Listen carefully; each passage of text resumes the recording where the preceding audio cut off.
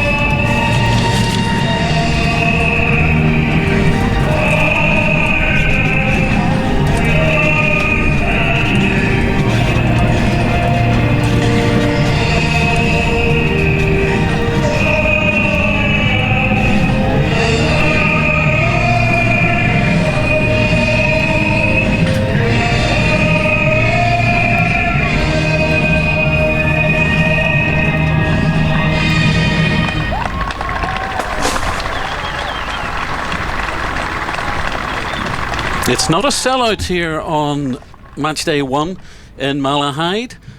But I'm calling that, Ed Joyce, a sunny autumnal day. When you look at the forecast, maybe not quite so good for Friday and for Sunday, but there's an England team here led by Jacob Bethel. Whether these 11 players are ever on the same pitch together in England colours, that's a thing for future historians to write about. There's a T20 World Cup coming up in February and March in Sri Lanka and India. That is what Ireland have got their eyes set on. It's been a troubled summer, you have to say, for the senior men's team. They haven't played for just over 3 months. They've had washouts in Brady.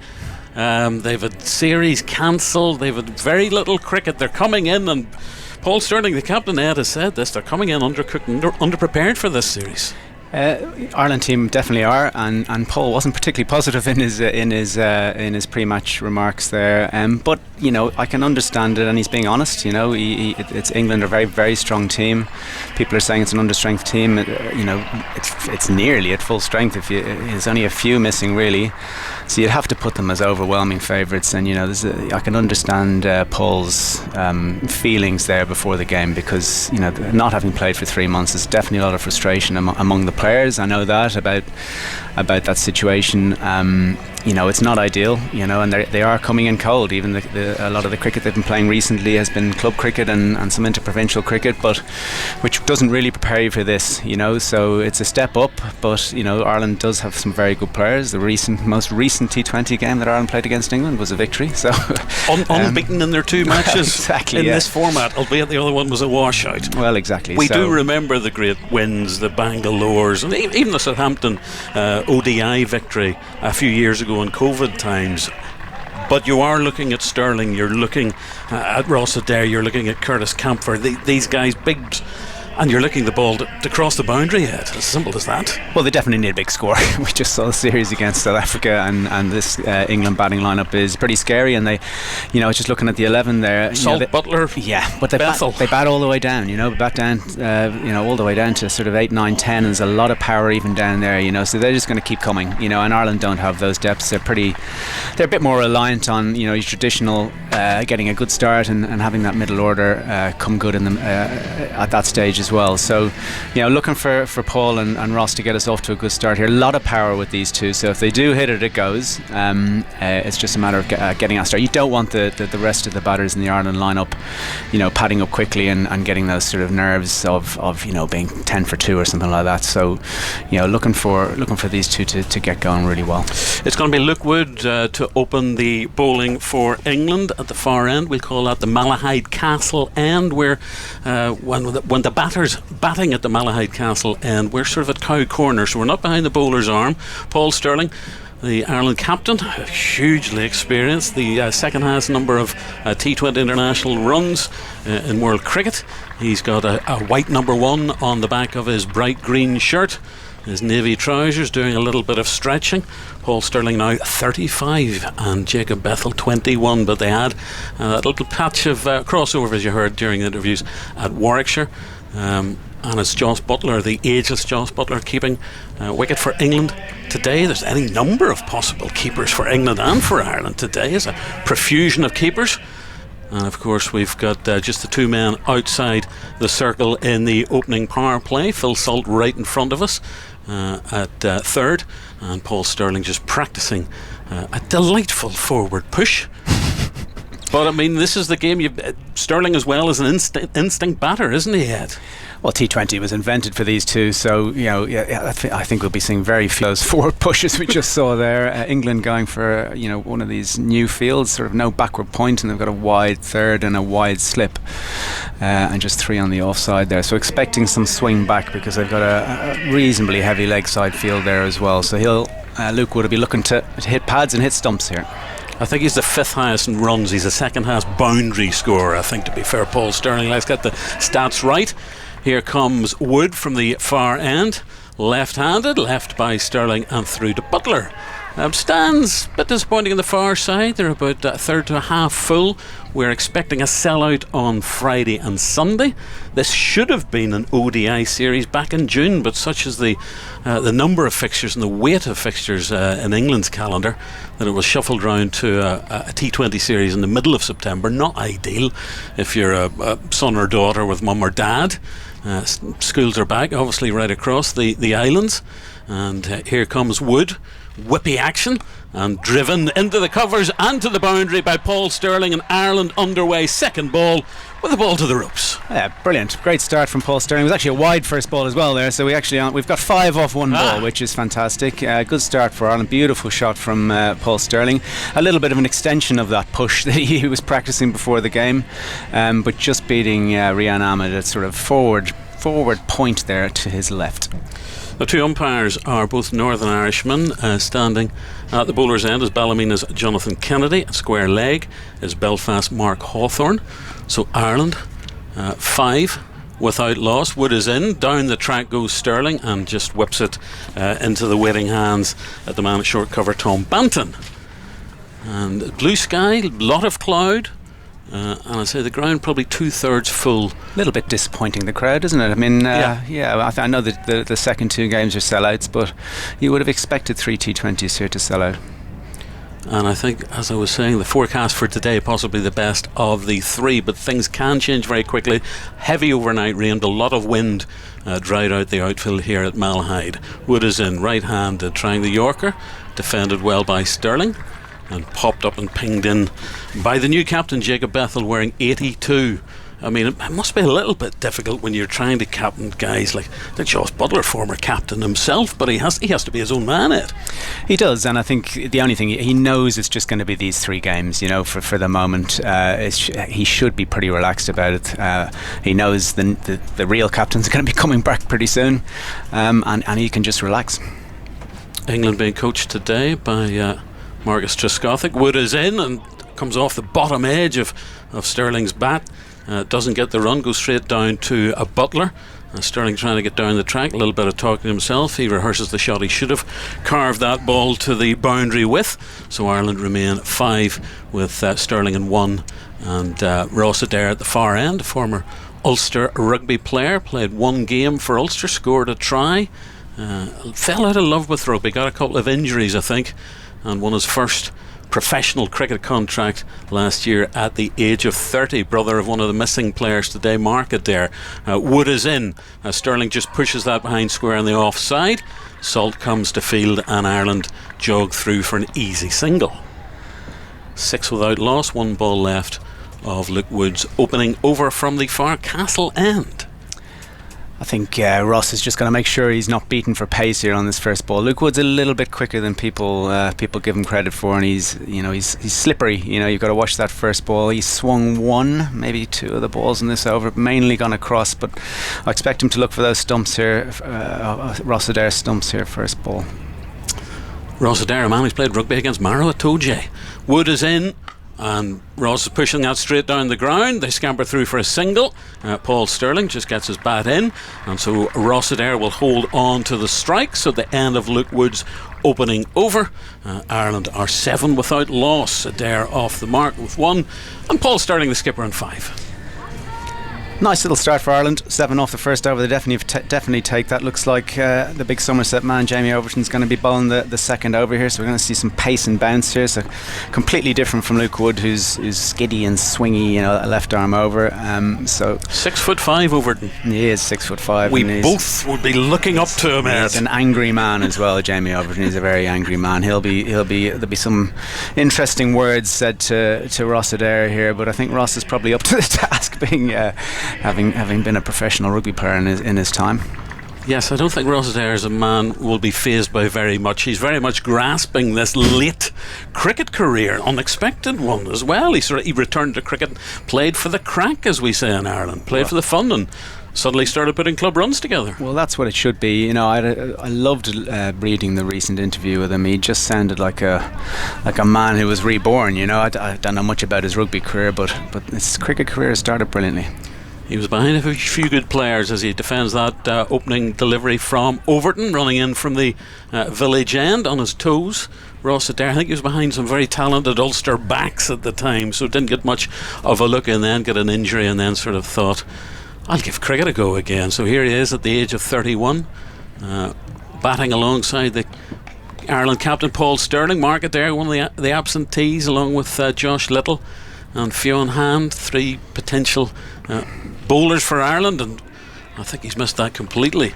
Ross Adair's it flew through to Joss Butler. Definitely beating a bit for pace there, He wasn't he? certainly was. Yeah, it's a quicker pitch than you think here as well, Malahide. It does skid through. They tend to leave a bit more grass on it, and as I said, often has a green tinge to it, but usually plays pretty well and does skid through nicely. Little bit of discussion between Messrs Adair and Stirling as the towering Overton runs away from us. Right-handed bowler, and slashed into the air on the offside. They're going to get at least 2 for that.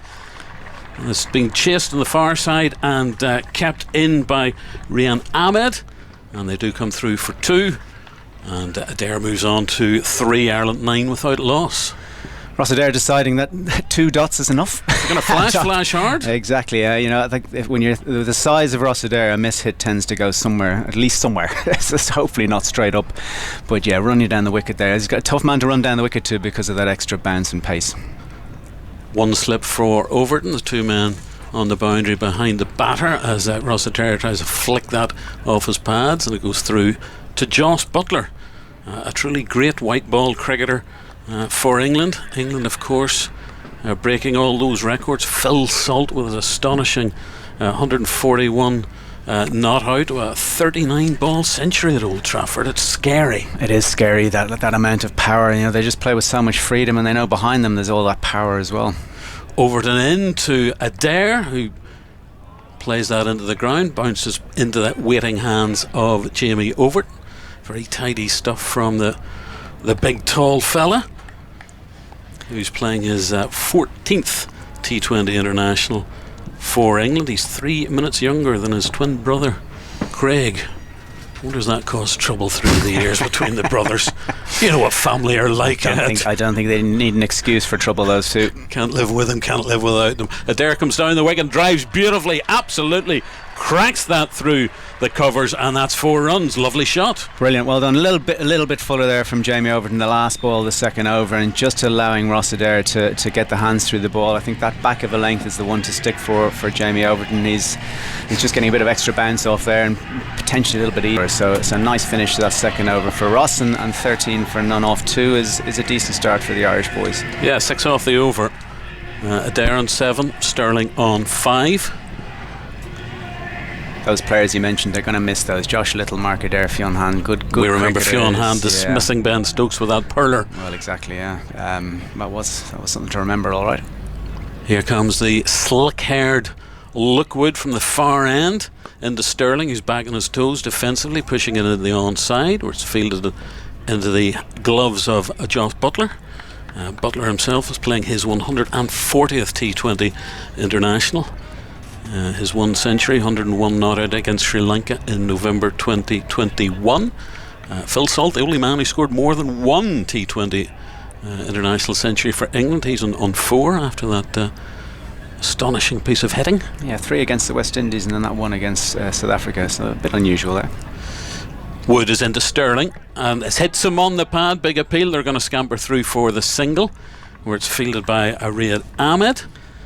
That's that missing backward point. They're playing without a backward point. They're wide slip and a wide third, and it's just gone into that position there for a scampered single. I think the Ireland lads are doing the right thing here. They know they've got to get a big score for sure, but the last thing they want to do is be 2 or 3 down with that middle order under pressure. So I think it's been a little bit of wait and see. There's been a bit of aggression, but mainly just trying to tuck the ball around and playing sensible shots. Leg by signalled by the umpire at the far end, Jonathan Kennedy. Wood is into the right-handed Ross Adair. He puts it forward. He's got his legs spread apart at his stance.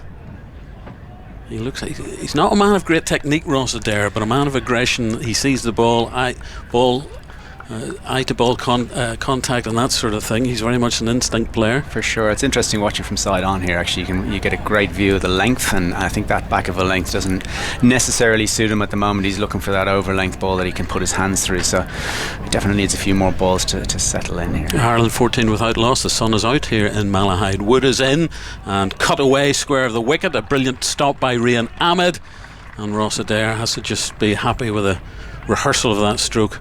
And it's a dot ball. Dot ball's a killer in T20 cricket, Ed.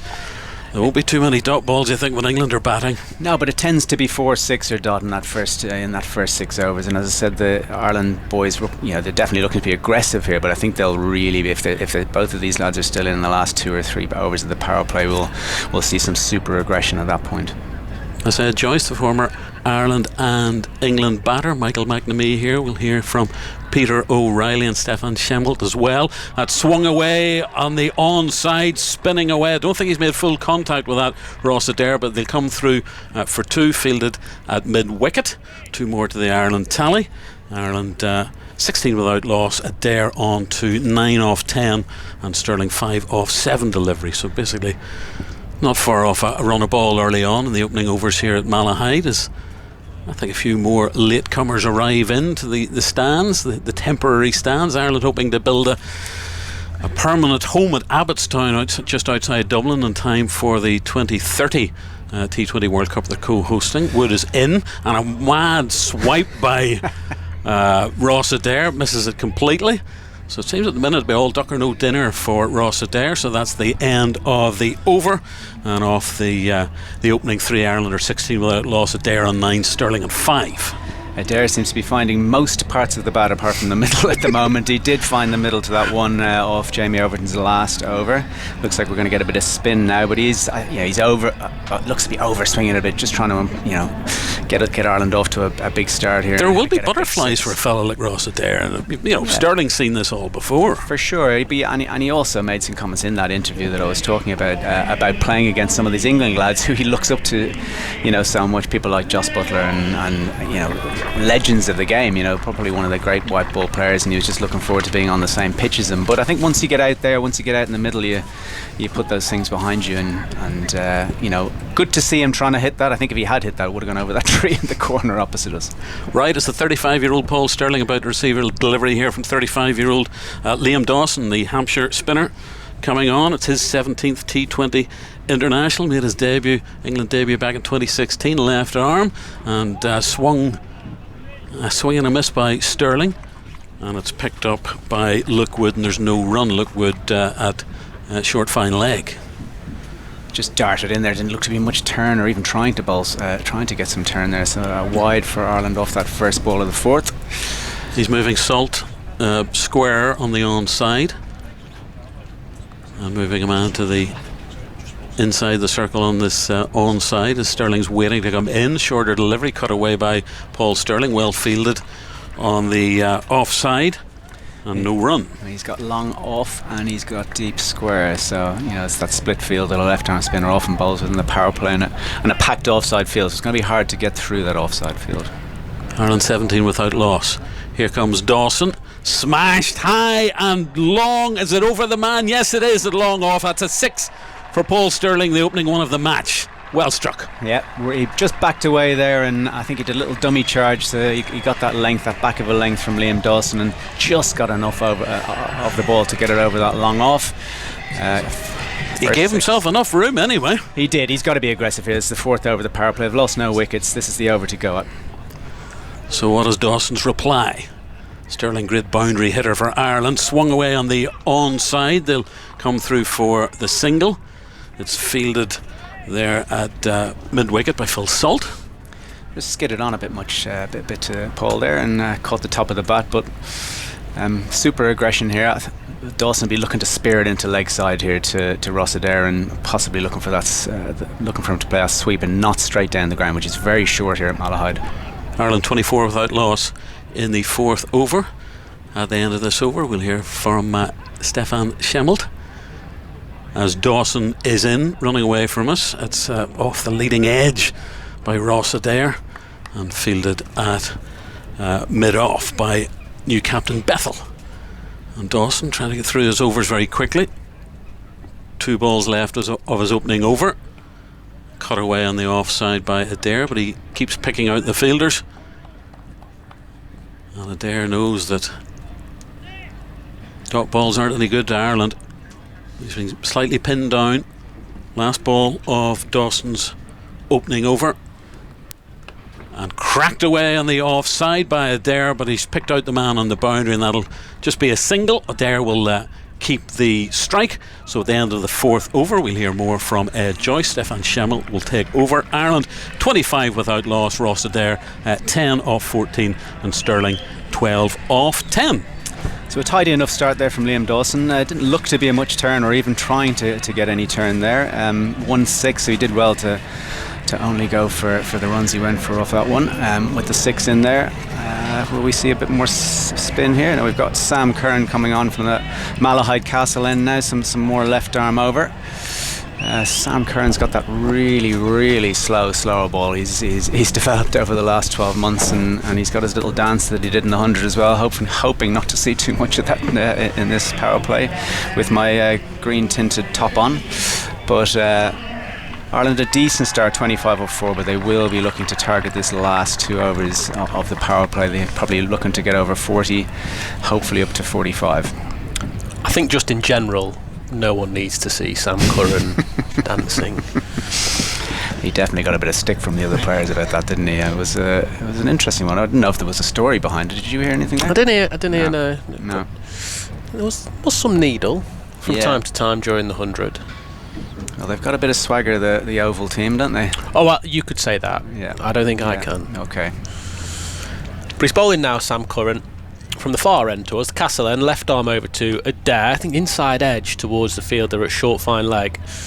That's Adil Rashid. There's no run, so score remains 25 without loss. We're into the 5th over.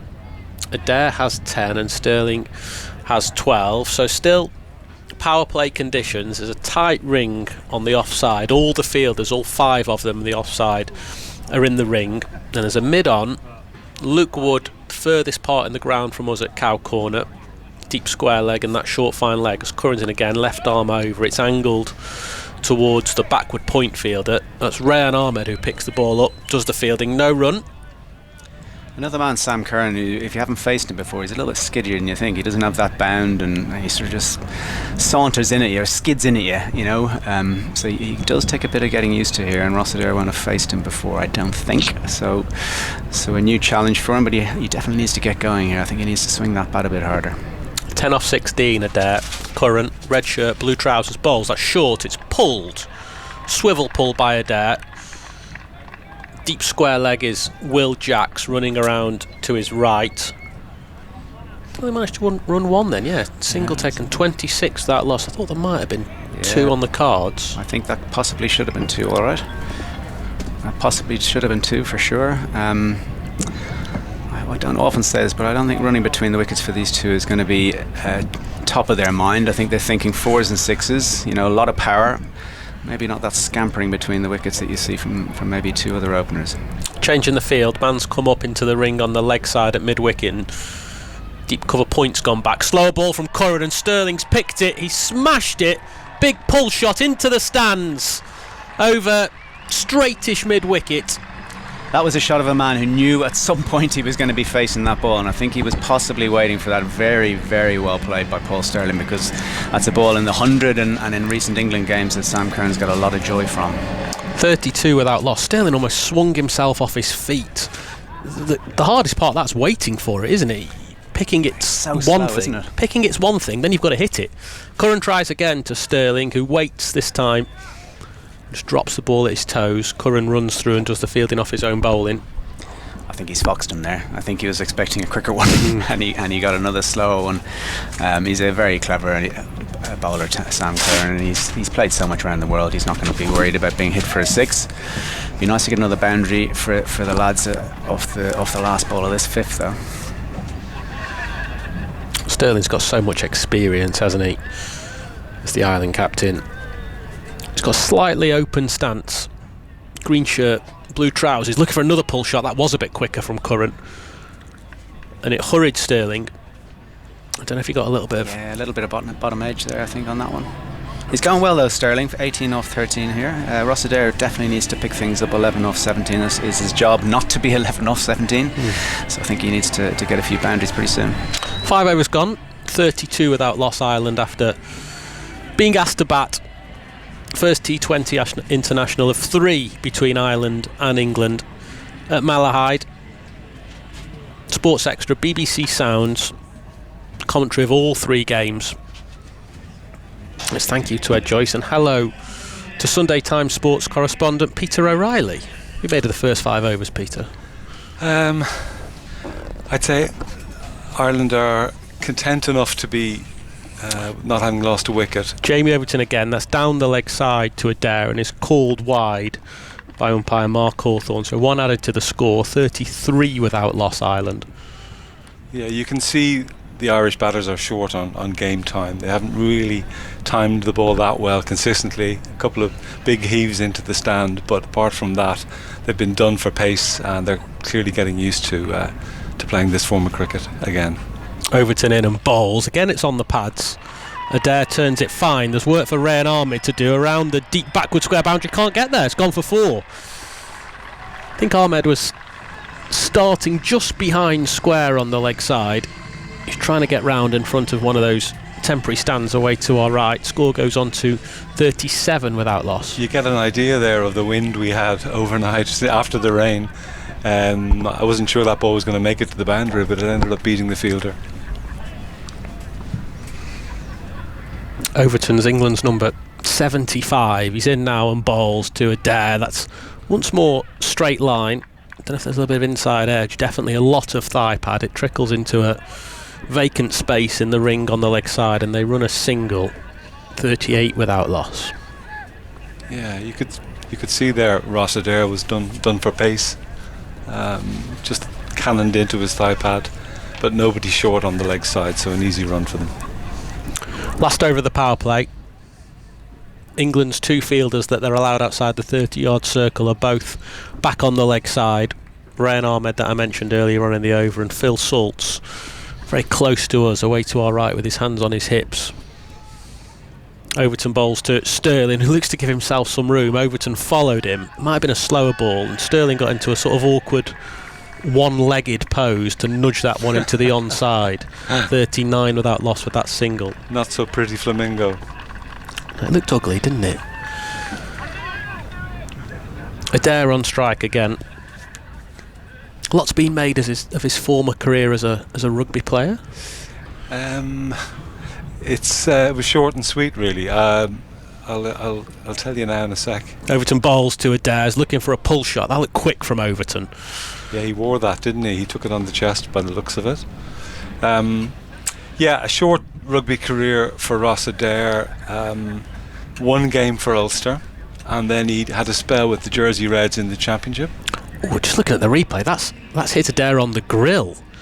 Now the game's going to stop for a moment. Adair will take a concussion test, and they'll check his helmet and those sorts of things. In fact, the England fielders looked quite concerned for Ross Adair from our angle, and we're at cow corner, really, aren't we? In this position. It wasn't immediately obvious where he'd been hit. It looked maybe more around the tummy or the chest. But Overton's been bowling quickly today, and that climbed, and that got Adair on the grill. That attempted pull shot. In fact, he just advanced down the pitch, pace and a half, but he was very, very late on the shot. Yeah, I mean that's an indication of the sort of wheels that Jamie Overton has, because this isn't a quick pitch, and he was very late on that, and he actually hit him on the right side of the grill.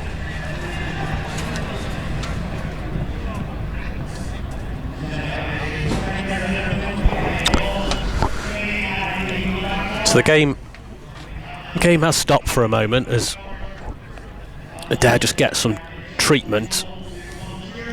Some of the England players have taken a drink as well. But he's okay, Ross Adair. I don't think they changed his helmet. I certainly didn't see a change in his lid. He's going to take strike once more. He's on 15 from 20 deliveries. Sterling's got 19 from 14. Ireland asked to bat by England. Good toss to win, you'd think, isn't it? 39 without loss as Overton bowls. Another short ball. That's going to go away for 4. Down the leg side. Josh Butler, the wicketkeeper, diving to his left. It's been given us runs, so Adair must have got something on it. Overton's bowled straight throughout this over, targeting the body, particularly of Adair. Maybe the radar not quite right this time, because at Overton's pace and with the fine leg in the circle, I mean, he's a little touch and it's away for 4. 43 without loss. No surprise there to see Adair playing that on the back foot. Didn't give him the charge that time. Last ball of the power play. Overton strides in and bowls. That's 4, hit straight back for 6. That's a magnificent strike from Ross Adair. First time in the over that Jamie Overton's gone full, and Adair's pounced. That has landed on the roof of that hospitality marquee that's in the long off area of the ground. Sweet strike from Adair. We know that he's capable of those sorts of shots. He is a shot player. And again, it was another shuffle down the pitch. Best shot of the game so far. 49 without loss, Ireland. That really was right out of the screws, wasn't it, Stefan? I suppose there's a little bit of guesswork. You know, I certainly grew up being told to play each ball on its merits. I think there was a bit of guesswork there, and it worked out for him. Really deposited it quite sweetly over a long off extra cover. At 49 without loss, Ireland will feel that they've done pretty well out of that power play. Yeah, it's not quite. Was it 100 that England managed? It was. They're at dead Manchester. flat 100 without loss in that 304 that they made against South Africa last week. But it's going to be Adil Rashid who begins the 7th over. That's a low full toss, and Sterling has hit that back down the ground for 6. Well, Adil Rashid is England's premier bowler in white ball cricket, him and Jofra Archer. But with Archer not here, it's certainly Rashid who's the senior bowler, and he started with a loose one. 55 without loss. That was a real statement of intent from Sterling, wasn't it? He managed to get underneath at a low full toss. Listen, I suppose that's a sign of the sort of bats that they have these days, that you can get that sweet spot all the way down to the toe, as it were. 50 opening partnership in 37 deliveries. Last 2 balls have both gone for 6. Ireland have got the momentum. Rashid creeps in. Sterling's down the pitch. If there's a bit of inside edge, Josh Butler's got a green wicket-keeping glove on his head. The keeper thought he might have been in the game there, because Sterling was almost closer to the bowler than he was to his own stumps. Rashid spins himself some catches, right hand to left, and he's in now, shorter and quicker, and Sterling just goes back onto his stumps and turns the ball into the leg side for a single. 56 without loss, Ireland. Just looking for the fielders that are outside the ring now that restrictions have been relaxed. Got a long off, a long on, a cow corner and a deep square leg. Deep cover.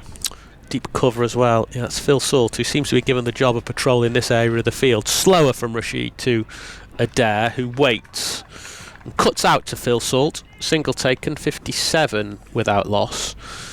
Rashid is the only survivor of England's last visit to Malahide. 2013? 2019. Oh, yes. One day international that was significant because it was Jofra Archer's England debut. Sterling on strike, waits, defends into the offside, and there's no run. Something usually happens when England visit Malahide. Yeah. So the last time it was significant for Archer's debut. The time before that, in 2015, was when Peter Moores was sacked as England coach.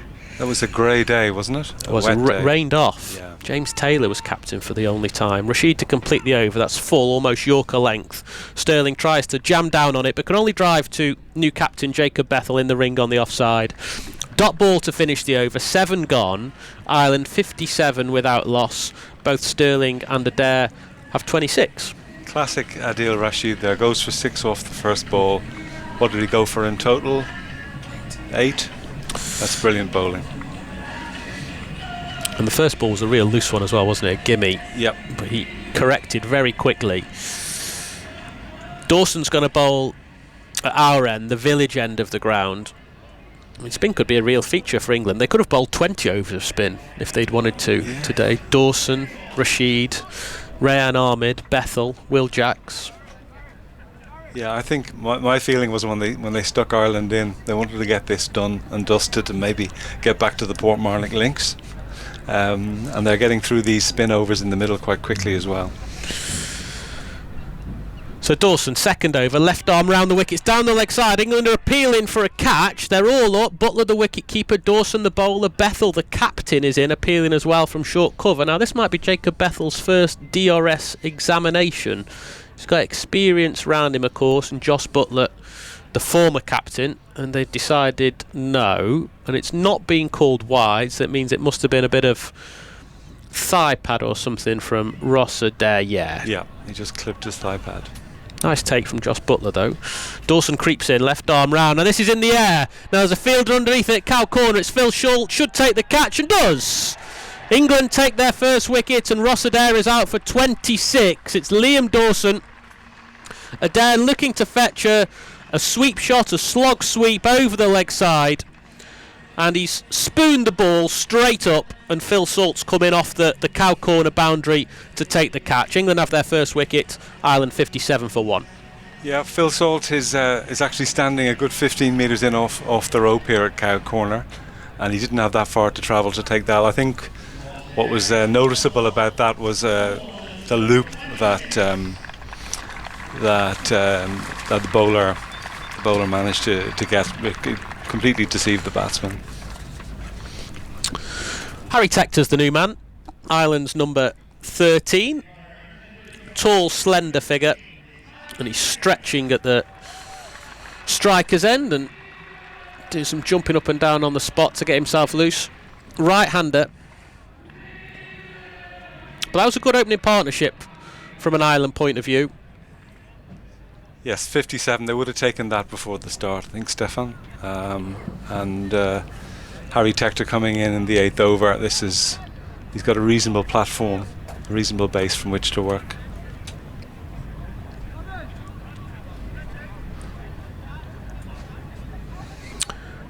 Bethell's marshalling his troops from extra cover.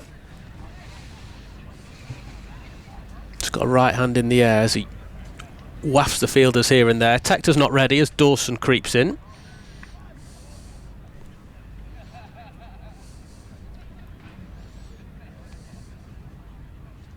Now Tector's leaning over his front leg and facing his first ball, and there's a big stride from Tector as he drives towards a tumbling Bethell, and there's no run. Yeah. Tall batsman Harry Tector, about 6'4", likes to get forward. Dawson's England's number 83 and he's in. That's got a lot of loop on it. And Tector drives under his eyes up to the fielder at long off. That's Will Jacks. So Tector's off the mark with a single. Ireland are 58 for 1. 2 deliveries remaining in the 8th over. Sterling has 26 from 19. He's just adjusting his gloves. Holds up a hand to say sorry to Liam Dawson, who's on his way again now and in and bowls. That's flatter, and Sterling's chipping the ball out towards long on. There's a lot of work for Jamie Overton to do around to his left. He picks the ball up and shovels it to Jacks, who does the throw. 60 for 1. Just 3 runs off this 8th over so far. Dawson's got figures of 1 for 12 from the 11 balls he's bowled. I wonder if we might see spin for a little while now. Rashid and Dawson in tandem. Dawson finishes the over. Sterling has slashed this miles over long off for 6. Pretty poor delivery actually from Dawson. It was, wasn't it? He allowed Sterling to free his arms. Bit of a long hop, and Sterling has carved it over deep extra cover or wideish long off. He gave himself some room actually, stepping away to the leg side. So Dawson had bowled well. A really poor delivery to finish the 8th over. And Ireland are 66 for 1. Yeah, a drag down there from Dawson. And Sterling got the opportunity to play the same shot he played earlier in the innings, which he didn't quite get hold of. He did manage to muscle it over the long off boundary, but that one was deposited onto the roof of the hospitality tent. So I think Paul Sterling will be feeling like he's in a bit of nick suddenly, having played precious little cricket recently. He's getting a bit of rhythm. Stefan Schemmelt has gone to do other duties. Michael McNamee back in the commentary box alongside the award-winning journalist and writer And once the fastest man in Ireland, I'm not entirely sure what they refer to. I think it was his bowling pace, Peter O'Reilly. Michael, But a pleasure. always, yes, and feeling slightly perkier. I was nervy, I have to say, at about 1 o'clock today. Ireland 66 for 1. A push forward by the languid and tall Harry Tector. And Rashid Fields of his own bowling. Ireland 66 for 1, the start of the 9th over. It's got a little bit more overcast here in Malahide and sort of North County Dublin. And here comes from the castle end, Rashid in, Tector in the air, straight drive, bounces in front of the fielder, and they'll scamper through for one more. Ireland 67.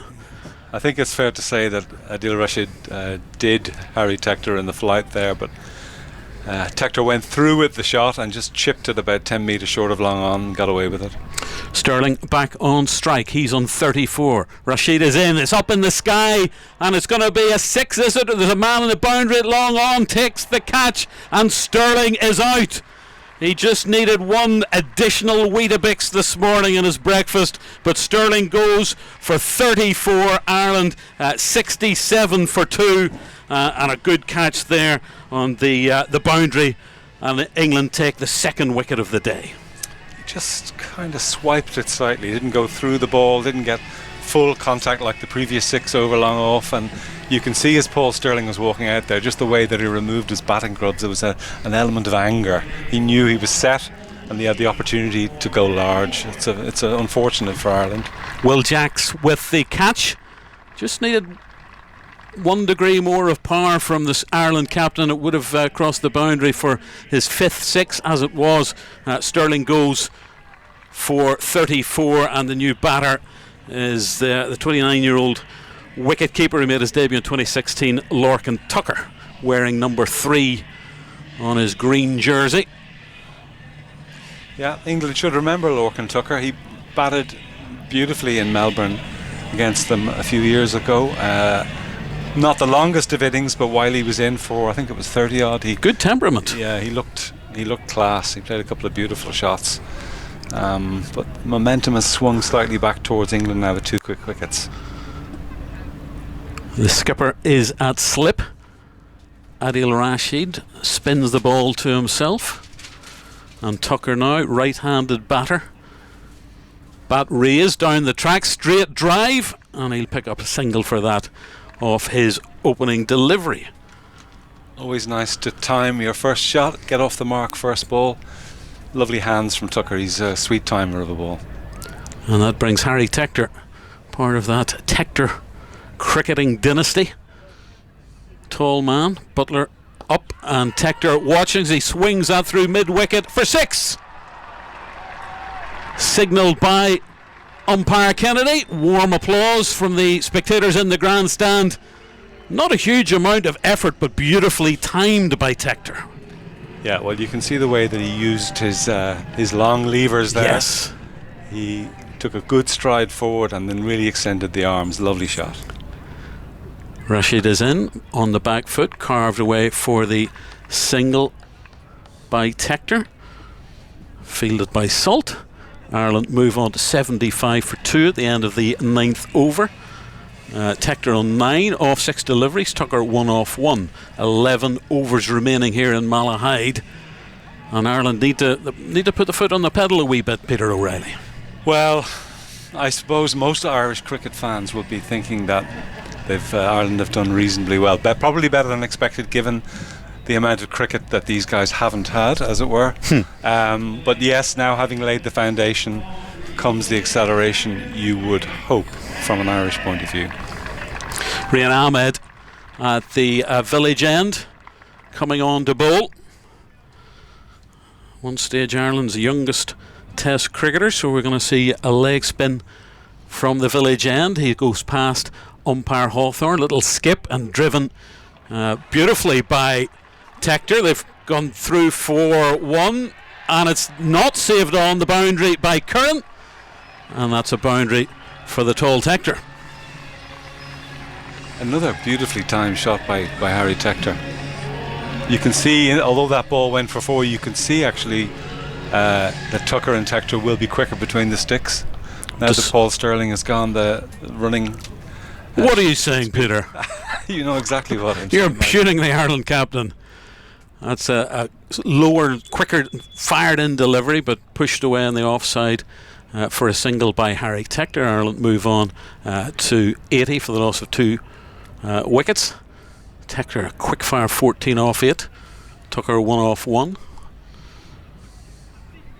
And Rian Ahmed, as the sun comes out again here in Malahide with heavy overnight rain, but dried off with strong winds in the early morning. A nice bright sunshine here.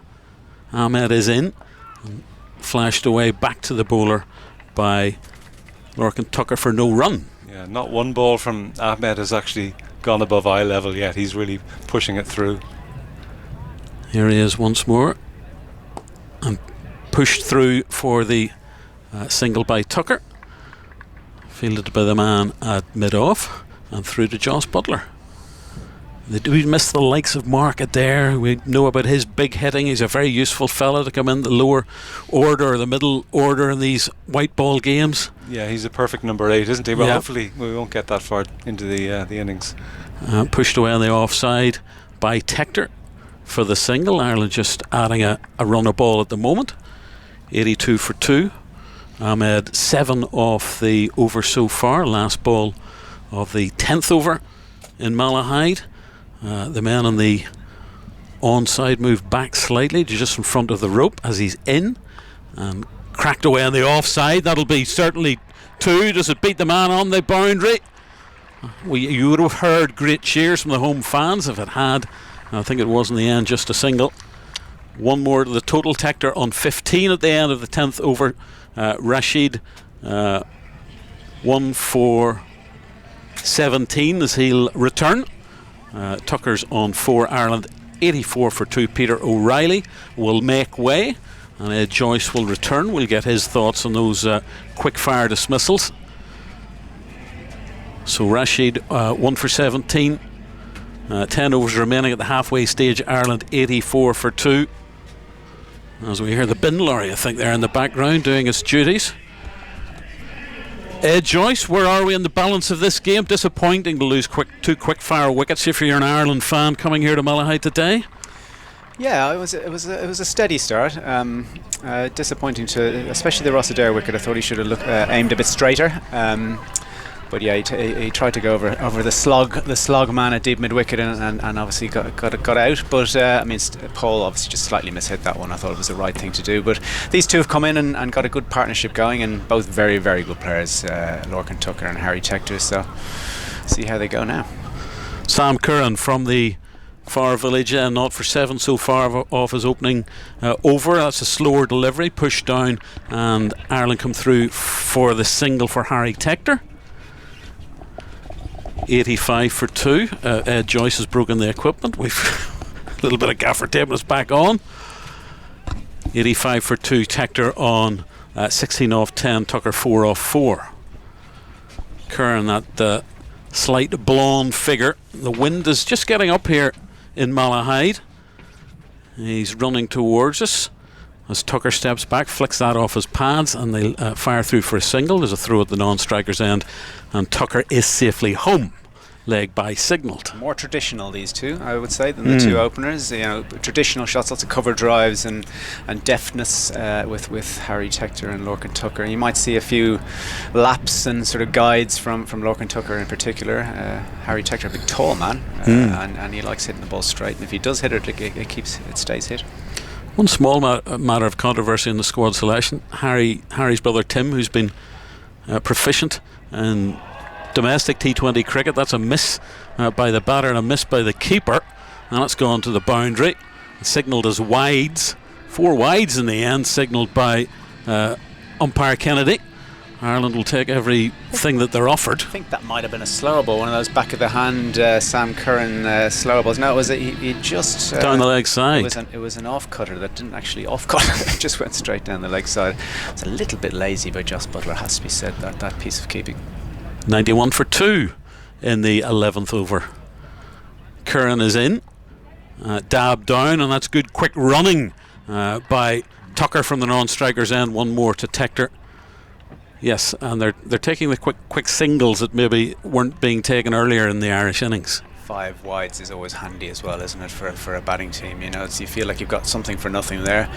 So just looking maybe to accelerate in this next 4 or 5 overs. It's always an interesting period of the innings, 10 to 15. 92 for 2. Curran in and dabbed down behind square on the offside, but it's fielded by the slip fielder, and there's no run. Liam Dawson, well, more at short third he was coming in from. There's no run. 92 for 2 still in the 11th over, 2 balls remaining of Sam Curran's second over. No wicket for 14 for Curran. Both openers have gone for Ireland, Sterling and Adair. Curran is in. That's flicked off his pads brilliantly by Lorcan Tucker, and that's 4 runs through fine leg. Yeah, I don't know if that was, again, it was a much quicker ball from Sam Curran. I said he's got that skiddy pace, and he went Yorker length, and Lorcan using that deftness, going right back and just clipping it for 4. It ended up being a full toss, nearly Yorker length, just not quite getting it. Sam Curran and Lorcan getting another 4 for Ireland's total, 96 for 2. Flew to the boundary. Not the biggest ground here in Malahide, with the stands all around, and a swipe and a miss off the last ball of Curran's second over by Lorcan Tucker. He's on 8 from 8.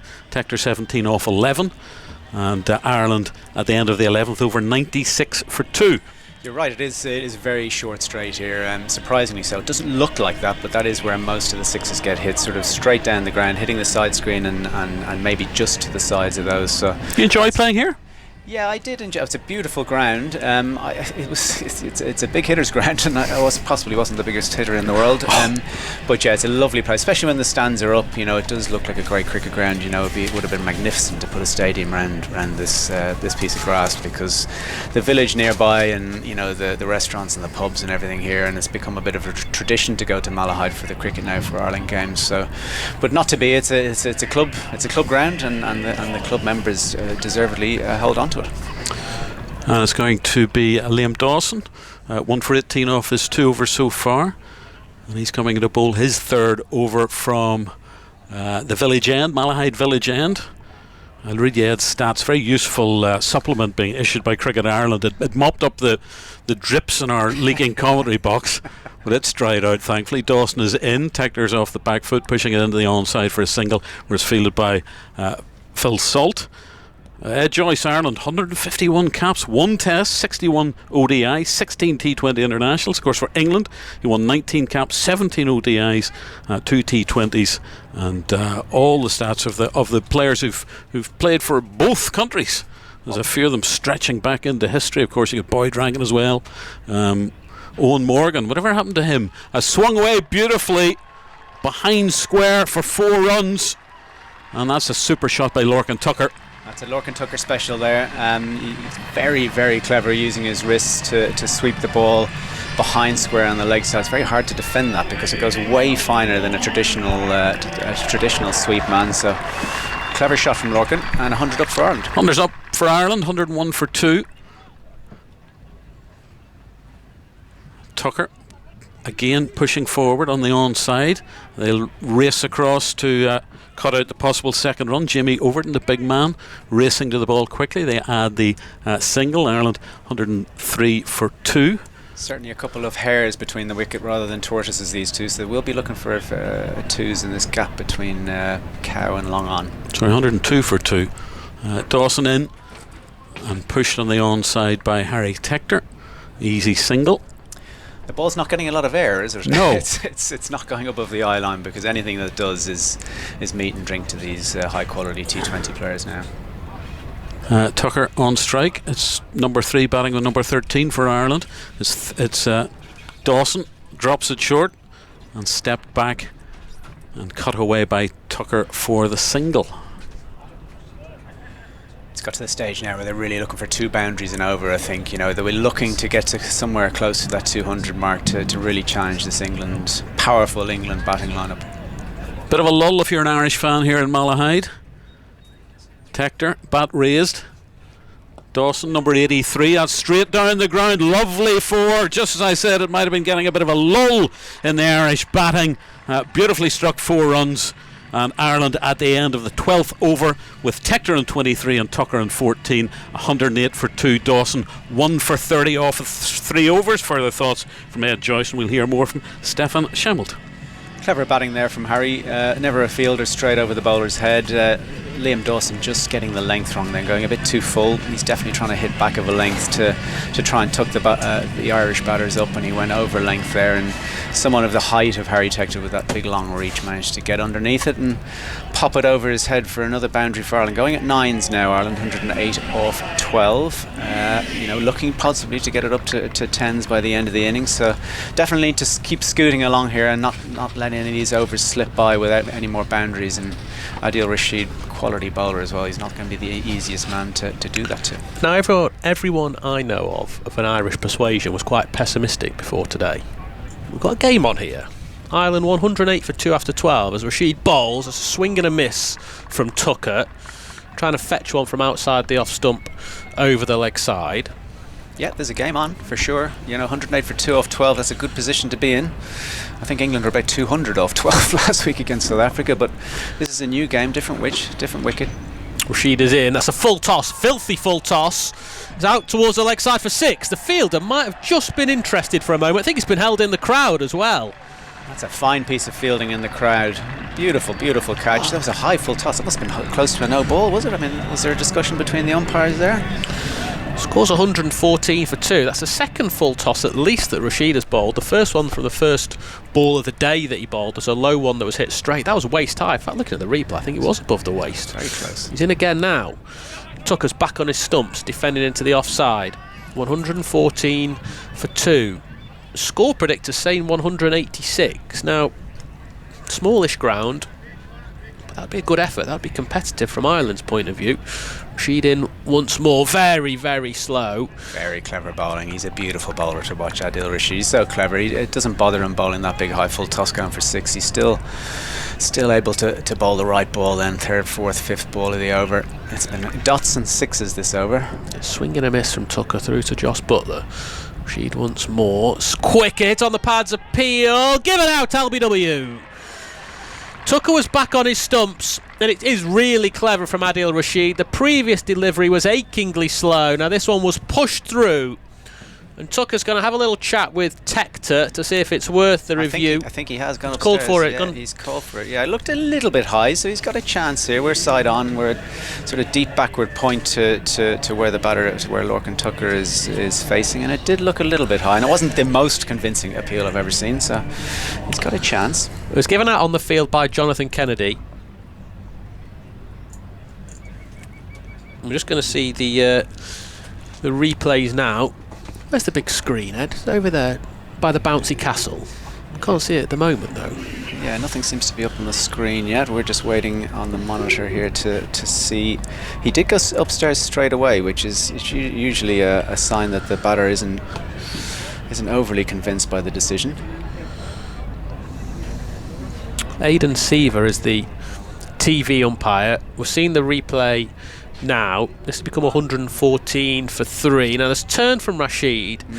I don't think it is high enough. Its question is it going to turn too much that it's going to go past the off stump? He's very far back. Yeah, so he's right back on his stumps. Hit him on the top of the pad flap, and normally he'd say, well, that would be too high, but it's because of how far back onto his stumps that Tucker got. You say actually the height won't save him. I don't think. There's no bat on that either. It did go very close to the bat. I think we're going to have. I think this is going to be umpire's call for impact on the top of off stump. I think you might be right. Here we go then. Ball tracking. It's pitched in line, missed the bat, and missing the off stump. So neither of us would make decent umpires, Joyce. And Lorcan Tucker survives. Both our fingers were in the air there when they. So Lorcan Tucker survives. That's a big moment in the game because he's one of Ireland's more consistent players, Lorcan Tucker, in the middle there, and he does tend to play the spin quite well with his sweeps and his good use of the wrists. So Ireland remain 114 for 2. Last ball of the 13th over. Rashid is in. It's full, and Tucker's turned it into the leg side. There's no one in front of square, saving one on the leg side. 2 fielders off the boundary converge. 1 taken, just 7 from it. And that's where Rashid's really good, because he conceded that boundary 6 from an awful full toss, and there's just 1 run off the other 5 deliveries of the over. 13 gone. Ireland 115 for 2. Tector 23 and the reprieved Tucker 21. Yes, Rashid's got 1 over left. That's going to be a crucial overs for Ireland to get through and try and get sort of 7 or 8 off it. But he's one of the he's such a quality bowler now, Adil Rashid. He's one of those few who actually threatens to get you out genuinely in the middle of T20 games. Other teams look at it and have that fear that he's actually going to get 2 or 3 wickets, so they don't quite go as hard as they possibly do at some of the other bowlers. Real quality performer now. And how long is he going to keep going for? He seems to be getting better and better year on year. We're in picturesque Malahide for the first of these 3 T20s between Ireland and England. We're in a park. That's right, isn't it, Ed? Yeah, we are. We're in the Castle domain here. Jamie Overton starts the new over, bowling to Tucker, who takes a single up towards mid-off, 116 for 2. Surrounded by trees that are just blowing pretty lazily in the breeze. There was 3 temporary stands, sort of 2 smallish ones away to us that are at the offside of the ground as Tector takes strike to Overton, far side from us, and then a bigger one away to our right that's covering sort of the fine leg region as Overton bowls. That's down the leg side. I don't know if he's hit a bit of bat or pad, and Josh Butler gets across to stop the ball in his left hand. Dot ball, 116 for 2. And then there's white marquees. The players are in a marquee to our left. They're pretty close. Overton bowling that quick length, isn't he? He bowled at the start, and when he was back of a length, it just surprised the Irish batters with that extra pace and bounce. These 2 have got to get used to this bit quickly. Got long strides, Jamie Overton. He's bowling that short and quick, and Tector's trying to uppercut it over the short third fielder in the ring. Gets nothing on it. It's through to Josh Butler. I don't know if this is unkind. Okay. Oh God, what's going to happen? Well, my daughter has been watching Rapunzel, Tangled, the Disney film. Are you familiar with it? I haven't seen the latest one. Right. No. Okay. Well, in Tangled, there's the Stabbington brothers. Okay. Quite burly. I think I know where you're going with this. Jamie Overton and Craig, obviously. They could be the Stabbington brothers. So Overton bowls that short down the leg side. It's pulled round the corner by Tector. Luke Wood does the fielding. Single taken. Stabbington brothers. Stabbington brothers, okay, yeah. They're like sort of the big burly I mean, are they bad guys? I don't know. I guess kind of are. Well, I don't know. Are you talking about the Overtons here or the Stabbingtons? Well, not the Overtons. I don't think they're bad guys. They're good guys. On the pitch, they can be a bit.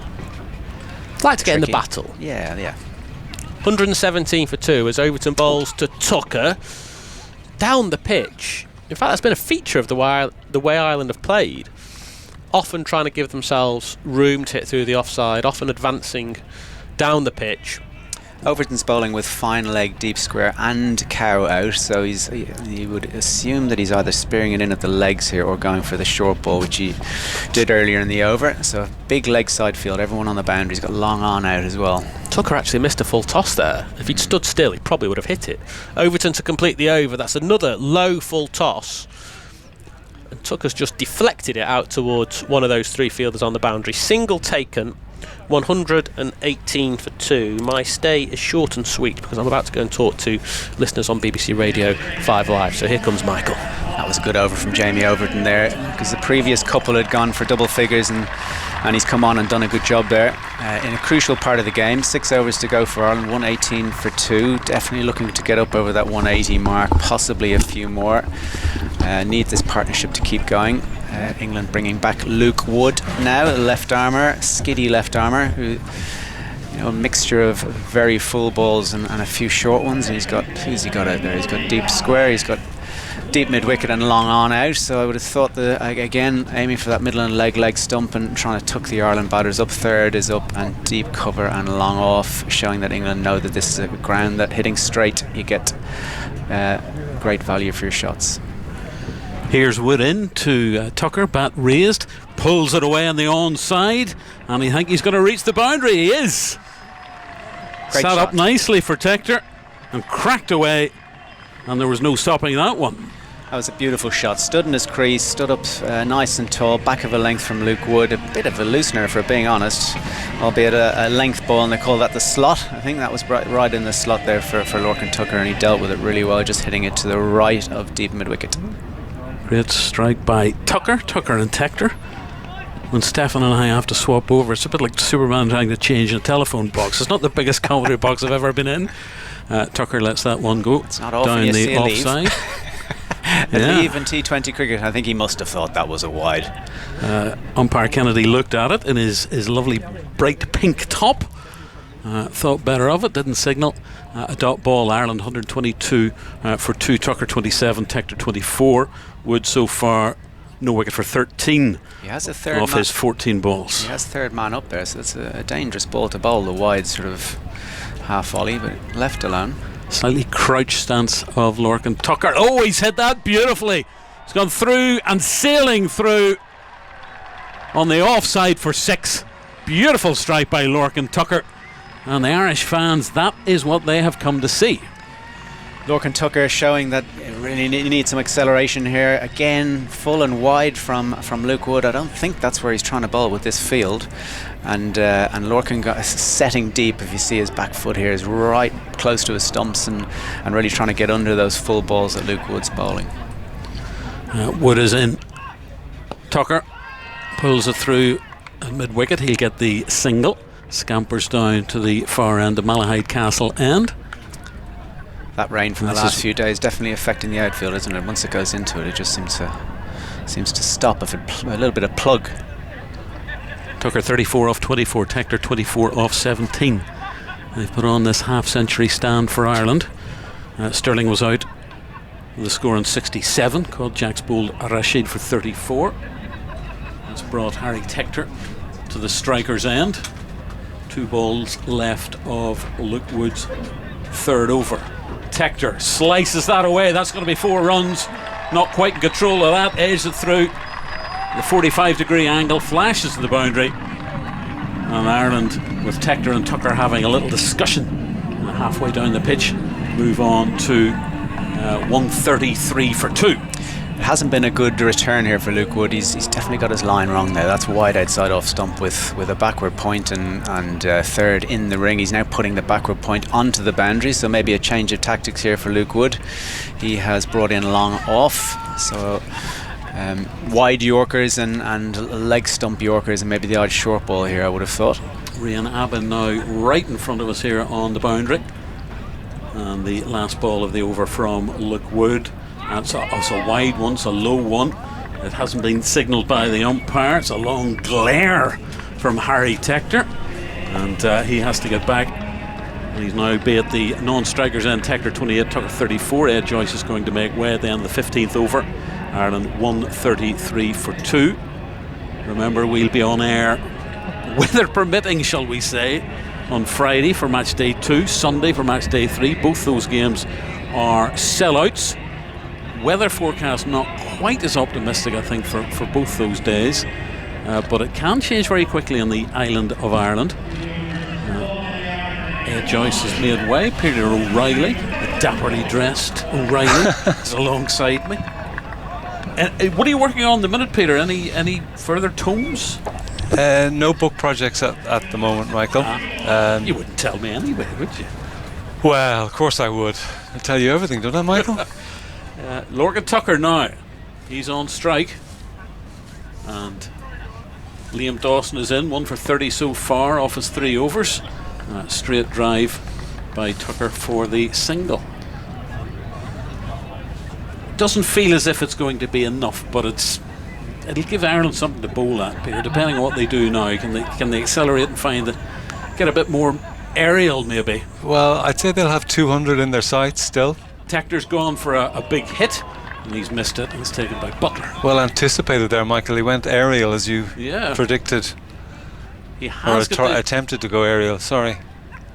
A tall, languid figure, Harry Tector. Lovely fella. Dawson, left arm spin, another one taken by Butler, signalled a wide by umpire Hawthorne at this near end, the shorter of the 2 umpires. And one more to the Irish tally. 135 for 2. Dawson, hugely experienced cricketer. That's slightly shorter, whipped through the onside by Tector. They've come through for 2. And it's fielded by the towering Overton. Ireland scampered through quite easily for 2 more. Yeah, he pushed that through quite flat. 3 balls left in his spell. I'd say he's looking to try and keep it under 40. He's 1 for 34 at the moment. 137 for 2. Dawson, that's a full toss. Pushed through on the onside by Tector. Just 1. Salt, he's been doing good work in the field for England so far in Malahide. Cuts out the potential second run. And 138 for 2. Liam Dawson wanting to get on with things pretty quickly. Goes past umpire Hawthorne. Bowls to Tucker, who reaches and carves that away on the offside. They're just going to get a single because it's straight to the man on the boundary. Beautifully timed, but Longoff didn't have to move there, did he? Just the one added. I think it was Jack's fielding there. Last ball of Dawson's spell. Reverse sweep by Tector. Is it going to reach the boundary? Is it sparing dive on the far side? An excellent dive in the end by Sam Curran, who's done a lot of jumping around there in the field. A great effect. Yeah, there was some appreciative applause there from the crowd on that boundary. They were hoping initially that Curran mightn't make it. It's a tricky enough surface. He did brilliantly there, just from the Toblerone to scoop that up. So the end of over number 16, are we? Well, that's 15 down. 16 down. 16. Tector 34 from 23, Tucker 36 from 26, Ireland 142, and Wood so far no wicket for 24 off his 3 overs. It's going to be I think a little bit of a shuffling around in the field, a little bit of water being taken on by the 2 Irish batters who came together with the score in 67. So they've put on, what are we talking, a partnership of over 70, 75 now, the partnership between these two. A little bit of discussion, the drying of the gloves, the tapping of the gloves between Tucker and Tector. Sam Curran returning. It'll be interesting to see if he chances his moon ball in the slog overs. None for 18 off his 2 overs so far. The diminutive Curran at the far end. He'll be running towards us. Ahmed on the 45 in front of us.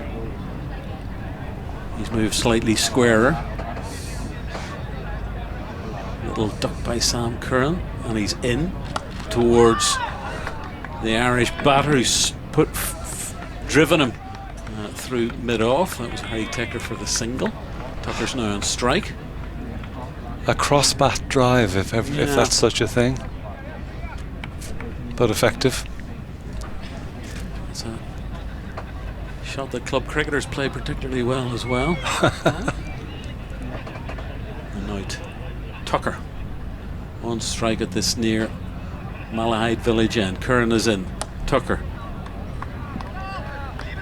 drives him through square for the single, where it's fielded by, I think that's Scott Curry on as a replacement fielder wearing 44, so his first T20 action for England. He's a man who's played a couple of games for Scotland as well, and he's on as a replacement fielder. I'm not quite sure he's replaced for the dying hours of this, but Ireland 144 for 2.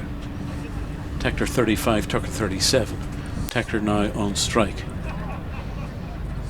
Curran is in. Tector tries to force that off his legs.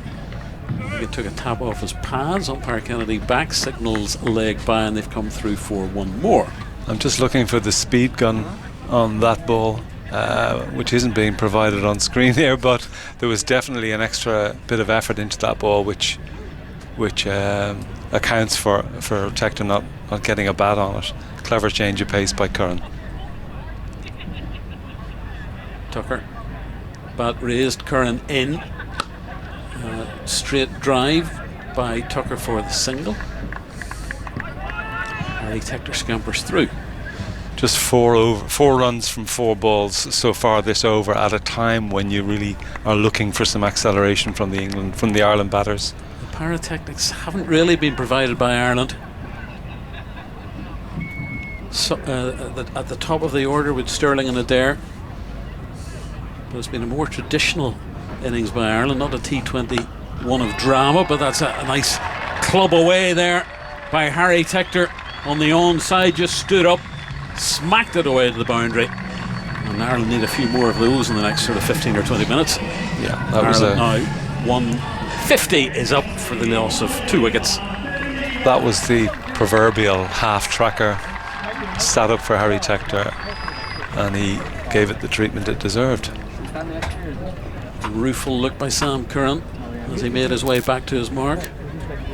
He's into Tector, he shuffles backwards, reaches for that one outside off stump, all along the ground where it's fielded by Curry. I think is there an issue with a bat now for Lorcan Tucker? Something is needed, new bats are coming out. End of the over. He's looking for new gloves, I think. 151, Tector on 40, Tucker on 38. There's a selection of bats as well coming out, Peter. I think Lorcan Tucker's not happy with the... Did he change his bat there? I think he might have. I think he may have, yeah, I think you're right. Oh, nice selection. So that was... Club cricket used to then have to get the end of a bat. Or you get all the scabby ones from the bag. They've taken such damage in the nets, but Lorcan Tucker seems to be happy with his replacement blade. And he's currently Tucker 38 off 28, Tector on 40 off 27 earlier on. Sterling made 34 off 22. The first wicket to fall low was Ross Adair, 26 off 25. Total of 13 extras. Ireland 151 for 2. We've 3 overs left. Here's Rashid from the village end, and pushed down the ground by Harry Tector for a single. Rashid ranked 2 in the T20 bowling rankings in the world. It's been noticeable today how even if he's gone for a big shot, a 6 early in the over, he's never let it get away from him. An England World Cup winner, Adil Rashid, weighted by Tucker and forced off the back foot, and they thought about the second run, but well fielded by England on that extra cover boundary. Just 1 added to the tally. Ireland 153 for 2 with just over 2.5 overs left. Rashid is in. That's swung high in front of the commentary box. That's going to be 6 runs. Not fielded by the cameraman, dodged by him, but a lovely hit by Harry Tector, and he's motoring towards his half century. That's a trademark Harry Tector shot. It reminds you of that one of those innings he played against India here a few years ago, where he really made a name for himself, extending his arms and powering the ball over cow corner. Control and power. Beautiful strike. 6 runs for Harry Tector. He needs 3 more for his half century. He pulls that away on the onside. He's going to get 1 fielded by Salt. And Ireland move on to 160 for 2. It's 1 for 33 from Adil Rashid. He's got 2 balls left of his spell. Sunshine is still there. I think the clouds are getting a little bit thicker. Some grey clouds coming in. Adil Rashid, the reverse swipe by Lorcan Tucker for 1. He did that very quickly, the switch of the hands. 1 more added, Tucker on to 40. And Tector now on strike. Last ball of Rashid's spell. 1 for 34 so far, and 10 off the over. Rashid is in, Tector on the back foot. Push it in the onside. They've run the first one very quickly. They are going to get the second run off a missed field of Jamie Overton. So at the end of the over, 1 for 36 from Adil Rashid's 4 overs. And Tector's got his 50. Warm round of applause.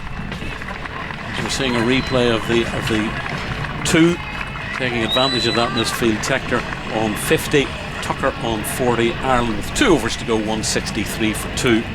Tector 50 off 31. I suppose the highlight of that over has to be Tector's 6 over cow corner, but some lovely cricket from Tucker as well. First of all, that reverse smash, if you like, which I suppose had echoes of his former career as a hurler. very strong wrists and quick hands, and then great running there to put pressure on Overton at long on, and to make sure that to force the misfield and get back for the second. Partnership of 96 for the third wicket. A little encouraging yes from the producer, whose mathematics are slightly better than mine. Producer Parry, he's been let out into the wild for the day. Curran coming in, 0 for 26 off his 3 overs so far. Big hit by Tucker, straight drive.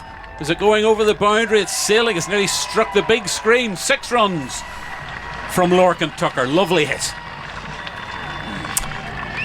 You may remember from the last 2 Cricket World Cups ago a shot that Lorcan Tucker played where he went down the track to Mitchell Stark and just caressed him over long on for 6. That was in the same bracket. Lovely timing. 100 partnership is up, 102 partnership for the second wicket. And that's a slice off the toe end of Tucker's bat. He needs, he's got 2. It's going to leave him 48. 2 more needed for the half century. 171 for 2. Yeah, Curran going for the tram lines option there again. You feel if the batter had let it go, that might be called a wide, but he's banking on the batsman going after the ball, especially at this stage of the innings. 8 off the opening 2 deliveries of Sam Curran's last over. Tucker pulls it away. Well, he didn't get quite the right contact, but somehow squirted out behind square on the leg side. They scamper through for 1 leg by signalled by the tall umpire Kennedy at the far end. Good bowling there. He knew that Tucker was looking to carve him over the offside, so he followed him. Well bowled, Curran. There's the wind buffeting the perspex in our little garden shed here. That's what it feels like, doesn't it? We're going to see if we're going to get a tarpaulin to put in the roof, because there's a few gaps, shall we say, that let the rainwater in overnight. Curran, he ducks down, comes into bowl. That's down the leg side. Was helped on its way by Harry Tector. Yes, it was, for 4 runs. Not a bit of a gimme. Not the first time this innings that Curran has made that mistake. The fine leg up, bowling full on leg stump. Tector just needed to get something on it, and that was 4 runs. And he did get something on it. So Harry Tector moves on to 54. Ireland 176 for 2. Sam Curran, we see in the replay, appealing to the cricketing gods. Tector goes back, he slices that away, full toss, and that's going to be 4. Could have gone anywhere, it's gone to the boundary. Could have been no ball. Tector on 58. Is there a little bit of consultation between the umpires? Legitimate legal delivery. I think if the no ball tends to go for a boundary, the umpires let the bowler it away with it. Yeah. Enough pain has been suffered. So Tector now accelerating in the penultimate over. Harry Tector, the 4th Irish player to reach 1,500 T20 international runs. He won't add a few more in the next 10 minutes. He slaps that into the ground. They've come through for a single. Fielded by the man at mid-off. That's the end of Curran's spell. No wicket for 43. Tector on 59 off 34. Tucker 48 off 33. 1 over to go for Ireland. 181 for 2. 200 might be just a little bit too far for them, Peter. Yes, but to be in that ballpark, Michael, I think is a fair achievement. When you see a team like England scoring 300 in T20, you think that is suddenly the norm. It isn't the norm. Anything in the ballpark of 200 is very respectable and competitive if Ireland could take a few wickets in the power play, which I suppose the basis for this relatively successful total was that there was a good start. Ireland didn't lose any wickets in the power play. They had the foundation, and they have cashed in. If that's not exaggerating slightly, they've certainly given themselves a chance. Here's Overton with the last over, not for 25 off his 3 overs, down the leg side, forced away behind square, where it's fielded in the boundary. Ireland scampered through for the single, fielded by Luke Wood, and that was 1 more for Tector. He's on to 60. Tucker 48. 182 for 2. Little word to Overton from the skipper. He's fielding it mid-off. Towering Overton runs away from us towards Tucker.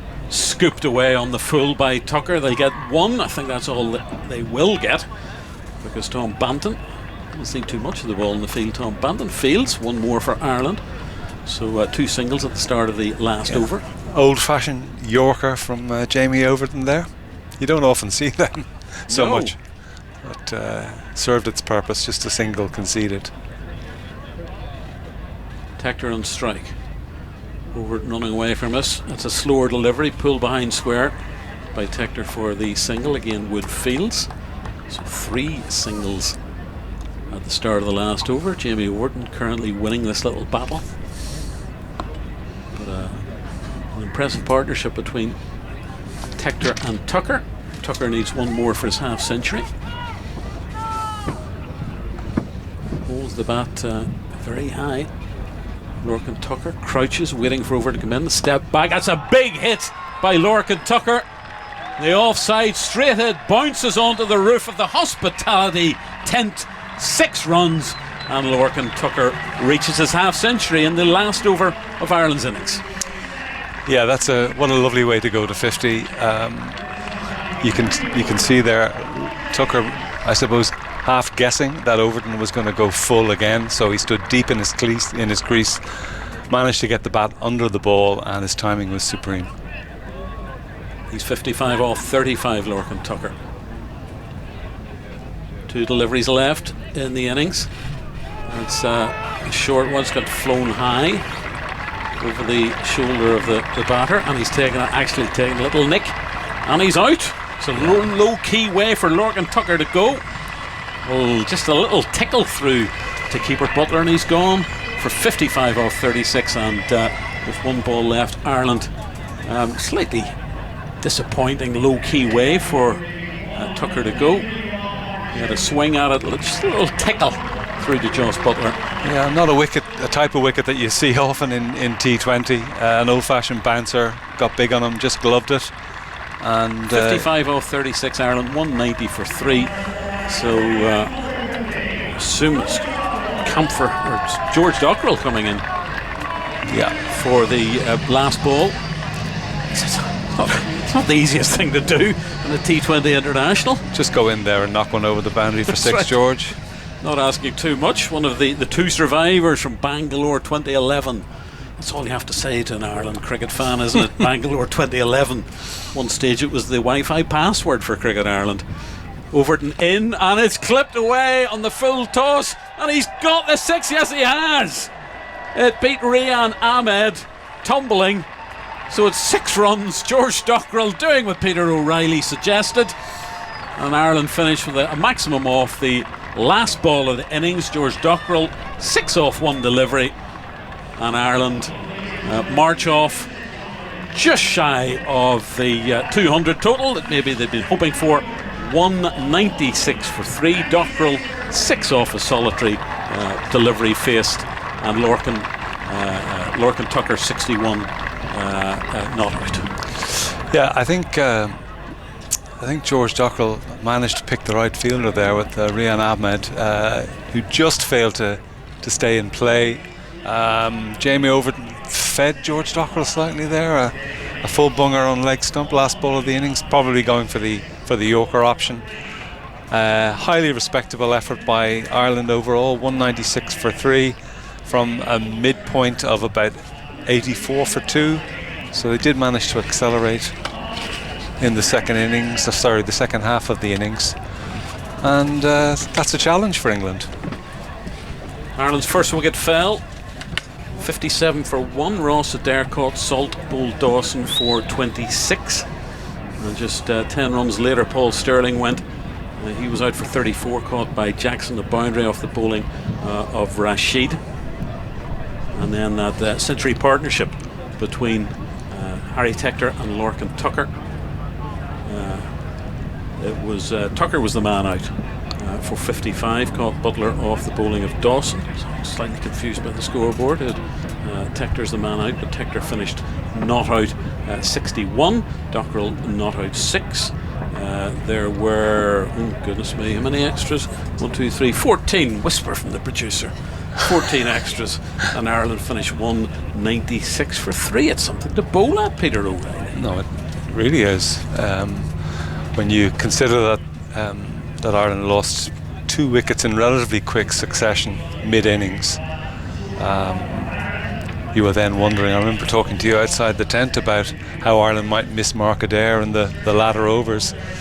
In the end, they only had to use 5 batsmen, and one of those was George Chocolate, just for 1 ball. So I know that the likes of Lorcan Tucker and Harry Tector have been frustrated by the amount of decent cricket that they've had recently. Harry did have some form to talk of, given that he played in those kind of makey up Emerald Challenge games, and he got a good 80 off about 80 balls. Just explain the Emerald Challenge for any non-Irish cricket fans, Peter.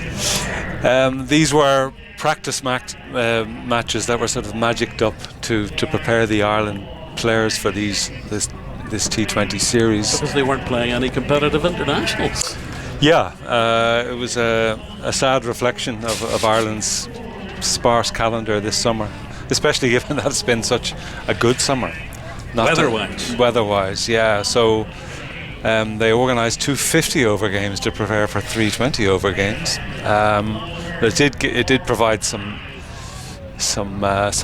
time in the middle, which seemed to have done the job for Tector and Tucker especially, because they looked in great nick, and they were in good nick pretty much from the word go, weren't they?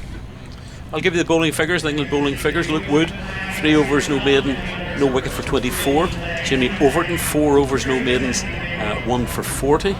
So we just assumed that there were no maidens. Liam Dawson, 4 overs, 1 for 39. Sam Curran, 4 overs, no wicket for 43. Adil Rashid, 4 overs, 1 for 36. And Rian Abed, 1 over, no wicket for 9. Because England are just about to begin their reply. They need 197 to win this opening match in the T20 series. It's going to be the left arm spin of Matthew Humphreys.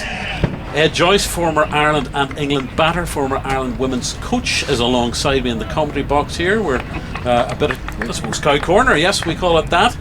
If the batter is at the Castle End, which Phil Salt, who's broken a few records very recently.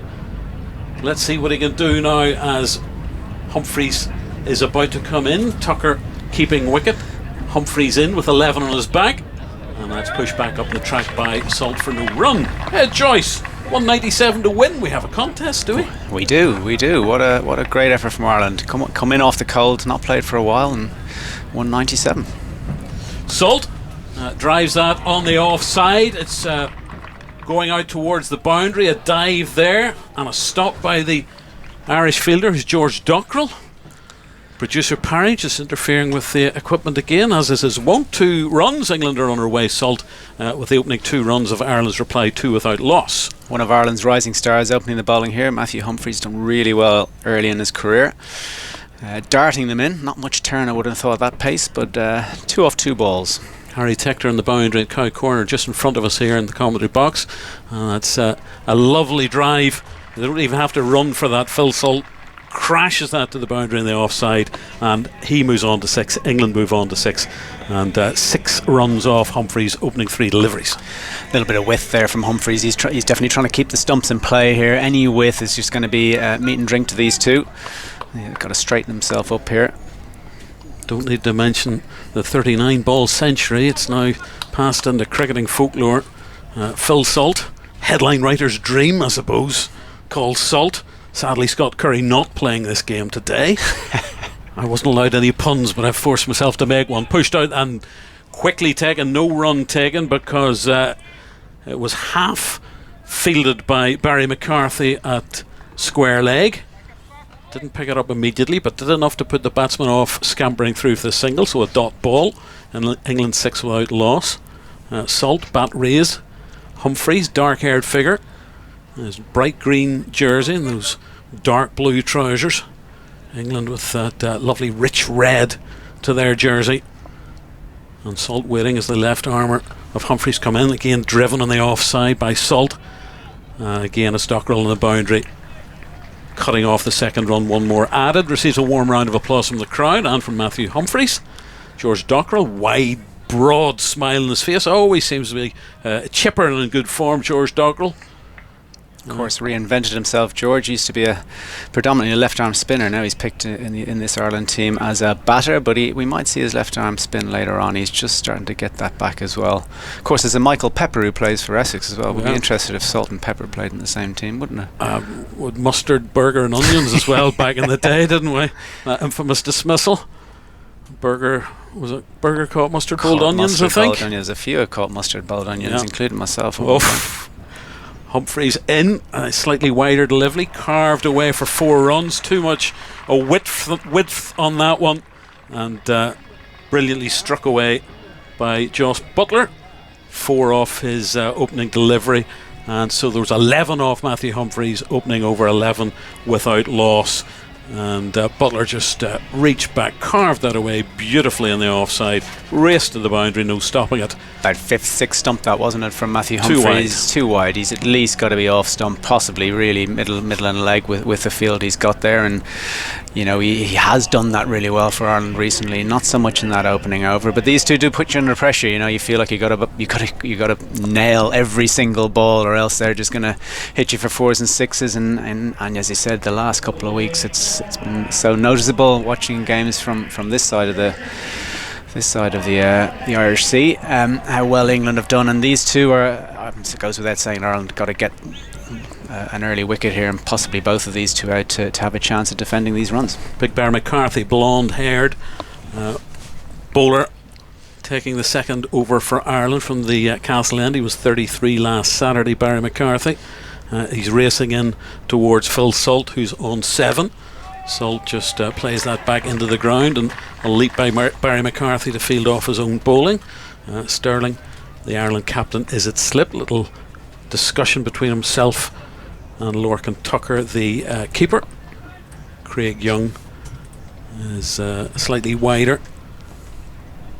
Going for the same field that England had at the start of their innings, with this deep backward point and third in the ring with a slip. Here comes Barry McCarthy racing up towards us.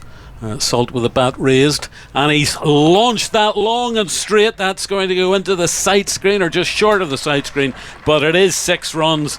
Barry McCarthy trudges back to his mark, and not for the first time this month. It's a big boundary by Salt. Yeah, it's a fantastic shot there from Phil Salt. Looked like a slightly slower ball from Barry McCarthy. Again, over length. Anything over length today has a little bit fuller. Anything there is meat and drink again to any of the batters in both teams. So he's got to smash that back of a length that Jamie Overton actually found at the start of Ireland's batting, England's bowling innings, to have a chance of keeping these guys in check. Salt playing his 46th T20 international for England, strikes the ball so cleanly. McCarthy is in and driven square of the wicket by Salt, fielded by Ross Adair. England come through for 1. So an aggressive start from England. We knew this was coming. Ireland definitely on that sort of defensive mindset, but they've got to slip in, so they're definitely looking to take wickets, and they'll need to. They need to get one of these guys out. They've got to take every chance going out. They do. We need to see some speckies in the field here from the Ireland lads, and there's some youth coming in at 3 and 4, albeit very, very good players, but possibly guys who haven't hit many balls recently because England have been playing so well. Here's McCarthy, long run up, blonde hair, slightly shorter delivery, just pushed out on the onside by Josh Butler, and they come through for the single. That's that back of a length that all day has sort of had that a little bit of tennis bally bounce that sometimes we talk about on pitches. Have had a lot of rain here in Malahide the last couple of days, especially overnight, and it's inevitably there's going to be some moisture in the pitch, albeit it still looks a very, very good pitch. Sterling's taken himself out of slip. He's joined the fielders inside the circle on the offside in the covers, and he's waiting now for Salt. 14 off 8 deliveries. A quick fire start by Phil Salt. 2 balls left of McCarthy's over. He's in. Salt drives beautifully through the covers. 4 runs from the moment it left the bat. Beautiful shot by Phil Salt. Little touch of the gloves from the 2 English openers, and England are making a sort of greyhound start to this reply, Joyce. Wonderful shot. That was that back of a length. A little bit of width, but not too much. That's not a bad ball, and that's just class batting from Phil Salt, standing and delivering there, keeping his weight forward into the shot and using, you know, that brilliant hand-eye coordination that he's got to put your hands through the ball. Salt 18 off 9 deliveries. England 23 without loss, needing 197. That's a shorter one, bouncing over the head of the batter, signalled a wide by both umpires, Hawthorne and Kennedy. I think everyone in the stand called that a wide as well. I don't think it was just the 2 umpires. That was a high one. There's keeping the ball away from the batter's arc, and there's that ball there, which is a good foot. Well, I think that might be 2 foot easy over the batter's head, Phil Salt. So one of the easier calls for both umpires. McCarthy with the white number 60 on his jersey, racing towards Salt, bat raised, and he's crashed that away through mid-wicket, and that will be another boundary, and it'll be, is that 6 runs? It's signalled as 4, just short of another maximum from Phil Salt. So there is the message sent out by Salt. 22 off 10 after 2 overs. England 28 without loss, 17 off Barry McCarthy's opening over, Joyce. Yeah, that wasn't a bad ball, and shows how much I know, because I think both of those those 2 last 4s from Phil Salt are almost the length that Barry McCarthy is trying to bowl, and we're just watching that's very close to the rope there. Actually, I'm wondering if they might have another look at that for a 6, because if it lands on the rope or on the what they call the Toblerone, the triangular bit of looks like a 6. Yeah, it looks like a 6 to me. I think they are looking at it again. Very hard to tell, that camera angle, isn't it? Aidan Seavers, the TV official. I think it is. We're still waiting for the decision, and it is going to be signalled a 6. So yes, it just struck the rope, or a bit of the Toblerone, as Joyce calls it, that little triangular protective sponge around the rope. So the 4 has been changed to a 6. So England should be 30 without loss now, and Salt should be on 24 as the scoreboard, I think, is slightly ahead of the television pictures at the minute. And it looks like it's Graham Hume, who's been crashed away for 4 runs off his opening delivery to Joss Butler.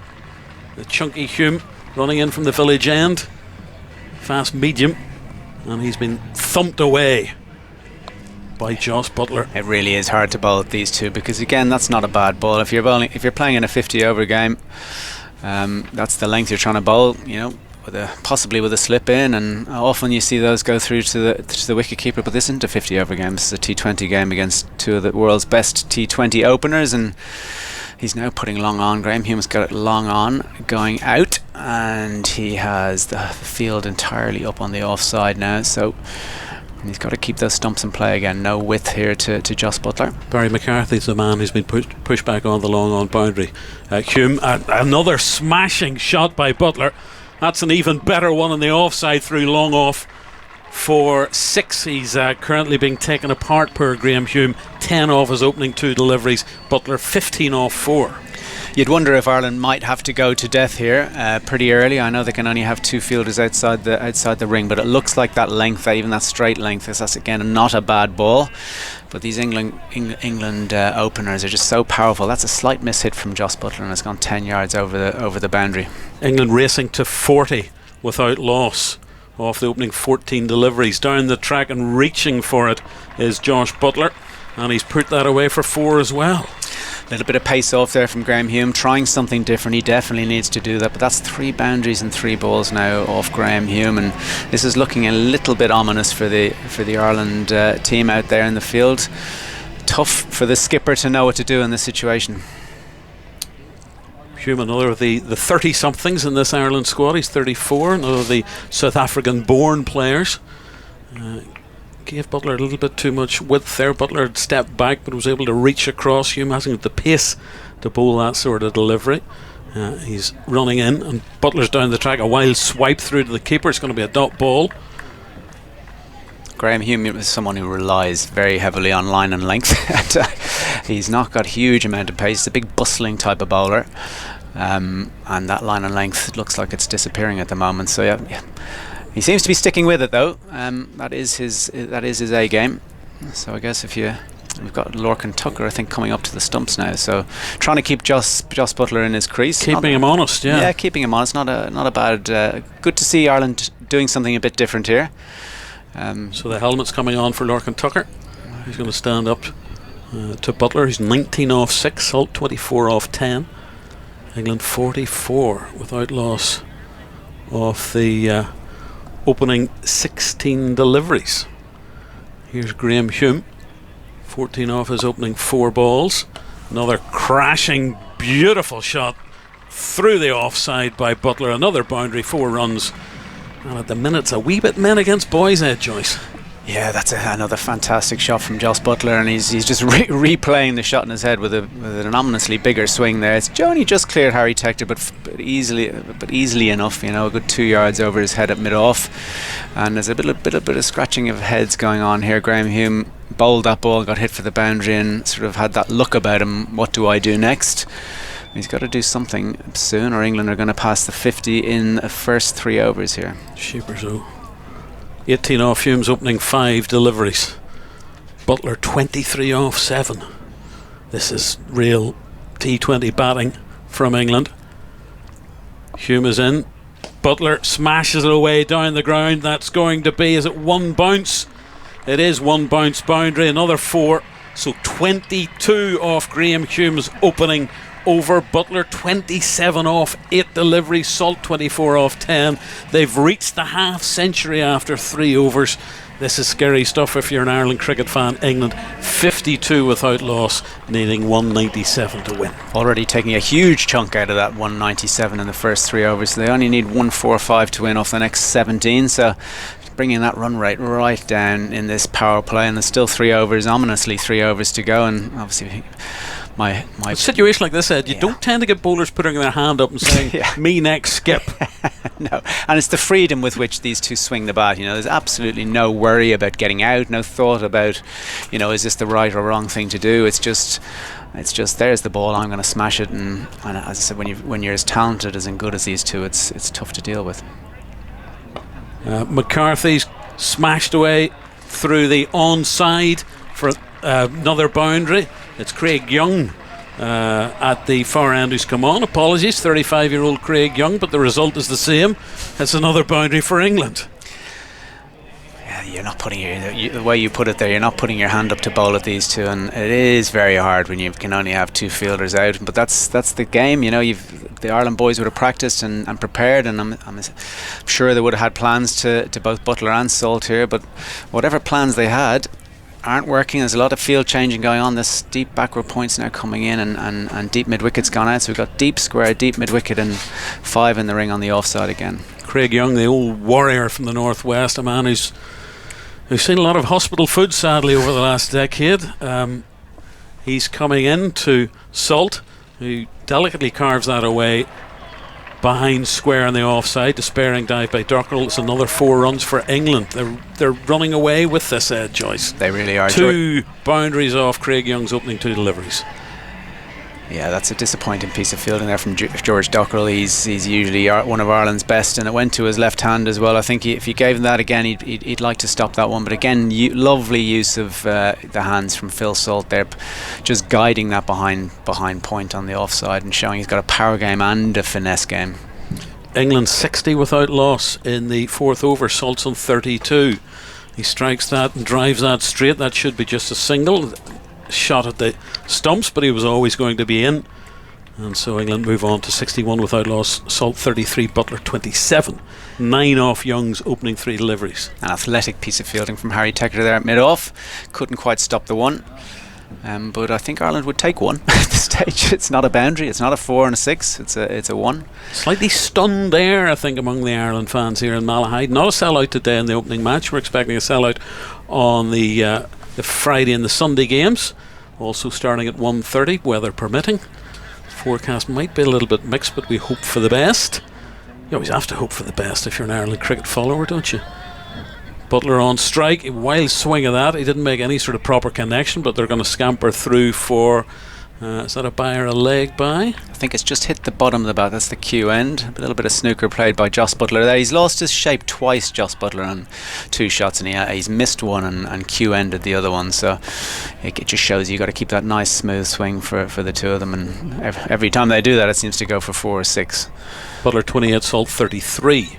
In England 62. Remember, they're chasing 197 to beat Ireland in this opening T20 match. The first time that Ireland have hosted England in a men's T20 international. Craig Young is in, and again just carved away in the 45-degree angle, but that tumbling stop by George Darkle did see him finish with the ball in his hand, so it was a dot ball. Remember those? Yeah. A dot ball. A couple of ones and a dot off the last 3 balls. So Craig Young's done a good job. He is a warrior, Craig Young. He's been playing for lots of years. He had lots of injuries. He seems to keep coming back, and he's still going into his mid to late 30s here, and long may it continue. T20 debut 10 years ago against Scotland. This is his 70th T20 international match. He would have a lot more had he not have all those various injuries that Ed has mentioned. But this is the last ball of his first over, and 10 off it so far, and just pushed away behind square on the onside by Phil Salt. So at the end of that, 11 off Young's opening over. Salt's on 34 off 15, Butler 29 off 9, and England are 63 without loss and very much in the box seat. Certainly still 2 more overs of this power play. The discussion between the 2 guys out there, it's hard to know what it is, but is it just keep hitting 4s and 6s? I'd say there's a bit more finesse to it than that. I think we've got George Dockrell potentially coming on to bowl his left arm spin here, so I don't think George has done this in the power play for a long time, so it might be a little bit of a throw of the dice from skipper Paul Stirling against these 2 fantastic England openers. Again, straight is the way to go here for the batters. Every time they go straight, they've hit it beautifully. And Matthew Humphreys here coming back on. Oh, it is Matthew Humphreys. My grace. 11 off his opening over. Twirling the ball, left arm spin of young Humphreys, dark hair, and he's in and swiped away behind square on the leg side, and that'll be 4 runs off the bat of Phil Salt. Dropped a little bit short by Humphreys. Apologies there, it looked like George Dockrell, but yeah, Matthew Humphreys, he's changed his line there, gone into leg stump, and I think that's probably the line he's trying to bowl, but Phil Salt too talented and too good for that one, a little bit short potentially. Mustachioed Matthew Humphreys. It's a fine moustache, isn't it? Tremendous. Yeah, it is a fine moustache. The slug. There's a little bit of salt and pepper on the face of Ed Joyce these days, if you know him. Humphreys in, swung away. That's going to be 6 runs on the leg side. The line from Humphreys, not quite dead-eye Dick, and that's going to be 6 signalled by the umpire. 10 off Humphreys, opening 2 deliveries of a second over, and the mathematics of this beginning to run away from me and beginning to run away from Ireland. Salt on 44 now. He's changed his line, but it hasn't changed the result. That was pitched well outside leg stump, and Salt smashed that. Absolutely thumped it. Yeah, that's 10 into the 15 crowd. Yards over the boundary, isn't it? Salt 44 off 17. It's a lovely off drive by the batter and a gentle jog through for the single. These are 2 batters at the peak of their powers. This is, as I said, there's no doubt. There's absolutely no doubt in their minds what they're doing.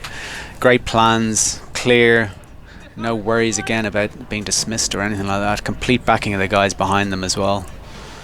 Ominous for Ireland. England have not been in any difficulty in the opening 4.5 overs. Humphreys in at smashed high in the sky. Just as I say that, commentator's curse. This catch should be taken and is taken. Ireland have taken their first wicket, was skied high into the air, and eventually underneath that was Curtis Camphor, the very safe hands of Camphor, and Ireland, after taking a battering, have finally got the first wicket, and England go 74 for 1 as we see the replay. Curtis Camphor never took his eye off the ball, and goodness me, Butler goes for 28 off 10. And England 74 for 1, chasing 197. Just the strike rate at 280 for Joss Butler there. That was a brutal innings, brutal in the sense of being just 4s and 6s, and every ball was tried to hit to the boundary. I think they took a little bit of more pace off that one, Matthew Humphries there, and I wonder if it just held in the pitch a bit more than those darts he was bowling in the first sort of part of his over. And a good wicket for Ireland. They're going to need some more. There's still 8 balls left to go in this power play here, and they definitely need to get more wickets in here, because this is a long and deep batting lineup that England have. It's the skipper. It's 21-year-old Jacob Bethel. He doesn't need reminding. He's 21. I think he knows that. England's youngest ever captain in a men's international game, beating that fella called Monty from the tail end of the 19th century. Did you play against Monty? I didn't. Joyce? No, he was actually just before my time. Yeah, I missed out on Monty. Monty Bowden, who up until last week nobody remembered him, but it's nice that he's recalled from the history books. So it's nice the left to be remembered, isn't it? It is nice for to something. be remembered. The left-handed Bethel. Humphries is into him. Bethel pushes that out on the offside, where it's fielded by Captain Sterling, who is Ireland's number 1 according to the number on the back of his shirt. Of course, left-hander Jacob Bethel, so he adds that element to this partnership of Phil Salt being a right-hander. So tougher for Matthew Humphries as a left-arm spinner, in theory, to bowl to the left-hander. Always just slightly irritating the fielding side, having a left-hand, right-hand combination of batters. Pushed behind square by Bethel on the offside. There's no run. So Ireland, a little breakthrough, shall we say, after Butler caught Camphor, bowled Humphries for 28. Ed Joyce is going to make way for Peter O'Reilly. So at the end of the 5th over, Bethel not out off his 2 deliveries. Salt 45 off 18. Ireland chasing 197 or 74 for 1. There's a discussion in the middle of the pitch between the 2 batters. Little fist pump. Not sure if Peter O'Reilly in his prime as a cricketer ever did fist pumps. A manly pat on the back, I think, was all you got, Peter O'Reilly's day. You were very lucky to get that. Yes, I have to say we try to be objective in here, Michael, but I'm happy for Matthew Humphries, 22-year-old, going up against the carnage and having the guts to toss the ball up, and he got his reward. Here's Barry McCarthy now. McCarthy into Salt, who dashes that away on the offside, scampers through for a single. It's fielded there by Harry Tector. 1 more to the total, 1 more to Salt, who's 46. England 75 for 1. We're both objective observers today, but we're both Ireland cricket fans, Peter, and you've got to hold your hands up and say the way that Butler and Salt play their shots. Beautiful striking of the ball. Yeah, you just don't want it to end too quickly, though, do you? I mean, I'm sure they're a decent enough crowd for a Wednesday afternoon. I'm sure they're enjoying it, but they don't want it to be all over too soon. If we had floodlights, we could have had it after the watershed. It was getting a bit bloody there. Got a bit cloudy. McCarthy in, and there's a bit of a false shot and a bit of an edge from Bethel. He's going to get 4 runs for it. McCarthy might regard that as half a battle won there. A genuine edge, I think, from Bethel, but he's got 4 for it. And England's relentless march towards their winning total continues. 79 for 1. Bethel's off the mark with a scratchy 4. Yeah, it's a measure of his elegance as a batsman that he managed to make a false shot look quite stylish. Does he remind you of any former Ireland batsman? Who do you think? Left-handed batsman. Anybody anywhere near us, you mean? Bethel bat raised, and that's gone through. A little bit more pace there from Barry McCarthy. I think he beat the bat through to the keeper, Lorcan Tucker. Well, it wouldn't surprise you if Barry if the blood was up after the punishment that he took in his first over. Painful to watch if you're an Ireland fan. Remember, we'll be on air with the second and third matches in this series, Friday lunchtime and Sunday lunchtime. BBC Sport website, BBC Sounds, 5 Live Sports Extra. as McCarthy is into Jacob Bethel. Bethel again, that was a wider one and a shorter one from Barry McCarthy. I think eventually it was left by Bethel. You don't really have to force the issue, such has been the way they've begun the reply. 79 for 1 in the 6th over. I'm guessing that's about the 6th or 7th dot of the innings, Michael. Too many. And 2 in consecutive dots is a bit of a victory for the bowler, so Barry McCarthy will be feeling a little bit more optimistic. England still have plenty of deliveries to play with here in Malahide, where it has got a little bit greyer, a bit cloudier. McCarthy is in. Bethel 2 paces down the track, pushes it out on the onside for an easy single. Has got a little bit grey. Sun has gone behind the clouds, but no hint of any rain here. So McCarthy in his 2nd over, just 6 off it compared to the pasting he took. Was it 22 off his opening over? So he's come back with a small amount of vengeance. But He's still got 1 ball to go, though. Well, the commentator's curse led to the wicket. As I said, England hadn't been in any trouble. Here's McCarthy with his last ball of his 2nd over. Driven away beautifully behind square on the offside. That's 4 runs. Phil Salt, well, that's his 50 off 20 deliveries. Goodness me, he's in absolutely brilliant prime form as Phil Salt. 50 off 20. Bethel 5 off 6. So England, after 6 overs chasing 197 for victory, are 84 for 1. Further thoughts from Peter O'Reilly, and then we'll hear from Stefan Schemmelt. Yeah, we hear a lot about the changes in technique when it comes to T20 batting, but if you were looking for technical excellence, that last shot, Barry McCarthy short of a length, Phil Salt up on his toes, plays it underneath his chin, technically perfect. So it just goes to show that it doesn't have to become a slogathon. Good cricket shots can still get you the rewards that you're looking for.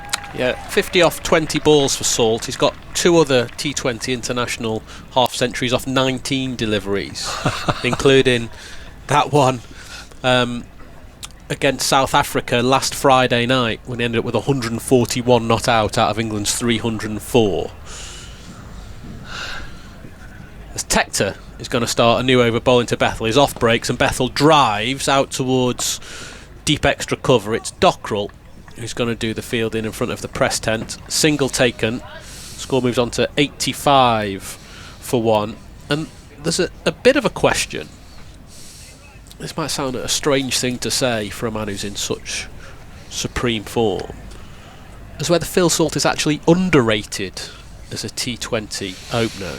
He went into that series against South Africa, maybe half a question mark over his place at the top of the order for the England T20 side. He missed the series against the West Indies earlier on this year on paternity leave. Jamie Smith came in and did well. Tector's bowling round the wicket to Salt, who wristily flicks up towards long on. There's 1 more taken. 86 for 1. And after he played that knock at Old Trafford, as I said to him, a lot of competition for places in this team. He said, yeah, don't worry about that. As you would say when you've just made 141 not out. Yeah, his 4th T20 100. Bethel waits for this one. A slow delivery from Tector, very slow. It's just patted out towards deep backward point on the offside, and George Dockrell away to our right is a very busy man. 1 more added to the score. 87 for 1. England's target is 197. We're midway through the 7th over. Only 3 times before have England chased more to win a T20 international, so that shows you that Ireland's total is competitive, but it's a very good pitch and a small ground, and England are flying on 87 for 1. Tector to Salt, full toss, horrible full toss, but he might be out. He's hit it straight to Curtis Camphor. Can you believe that?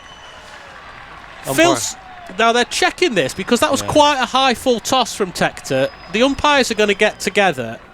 There was a couple of these in the first innings actually that looked dubious.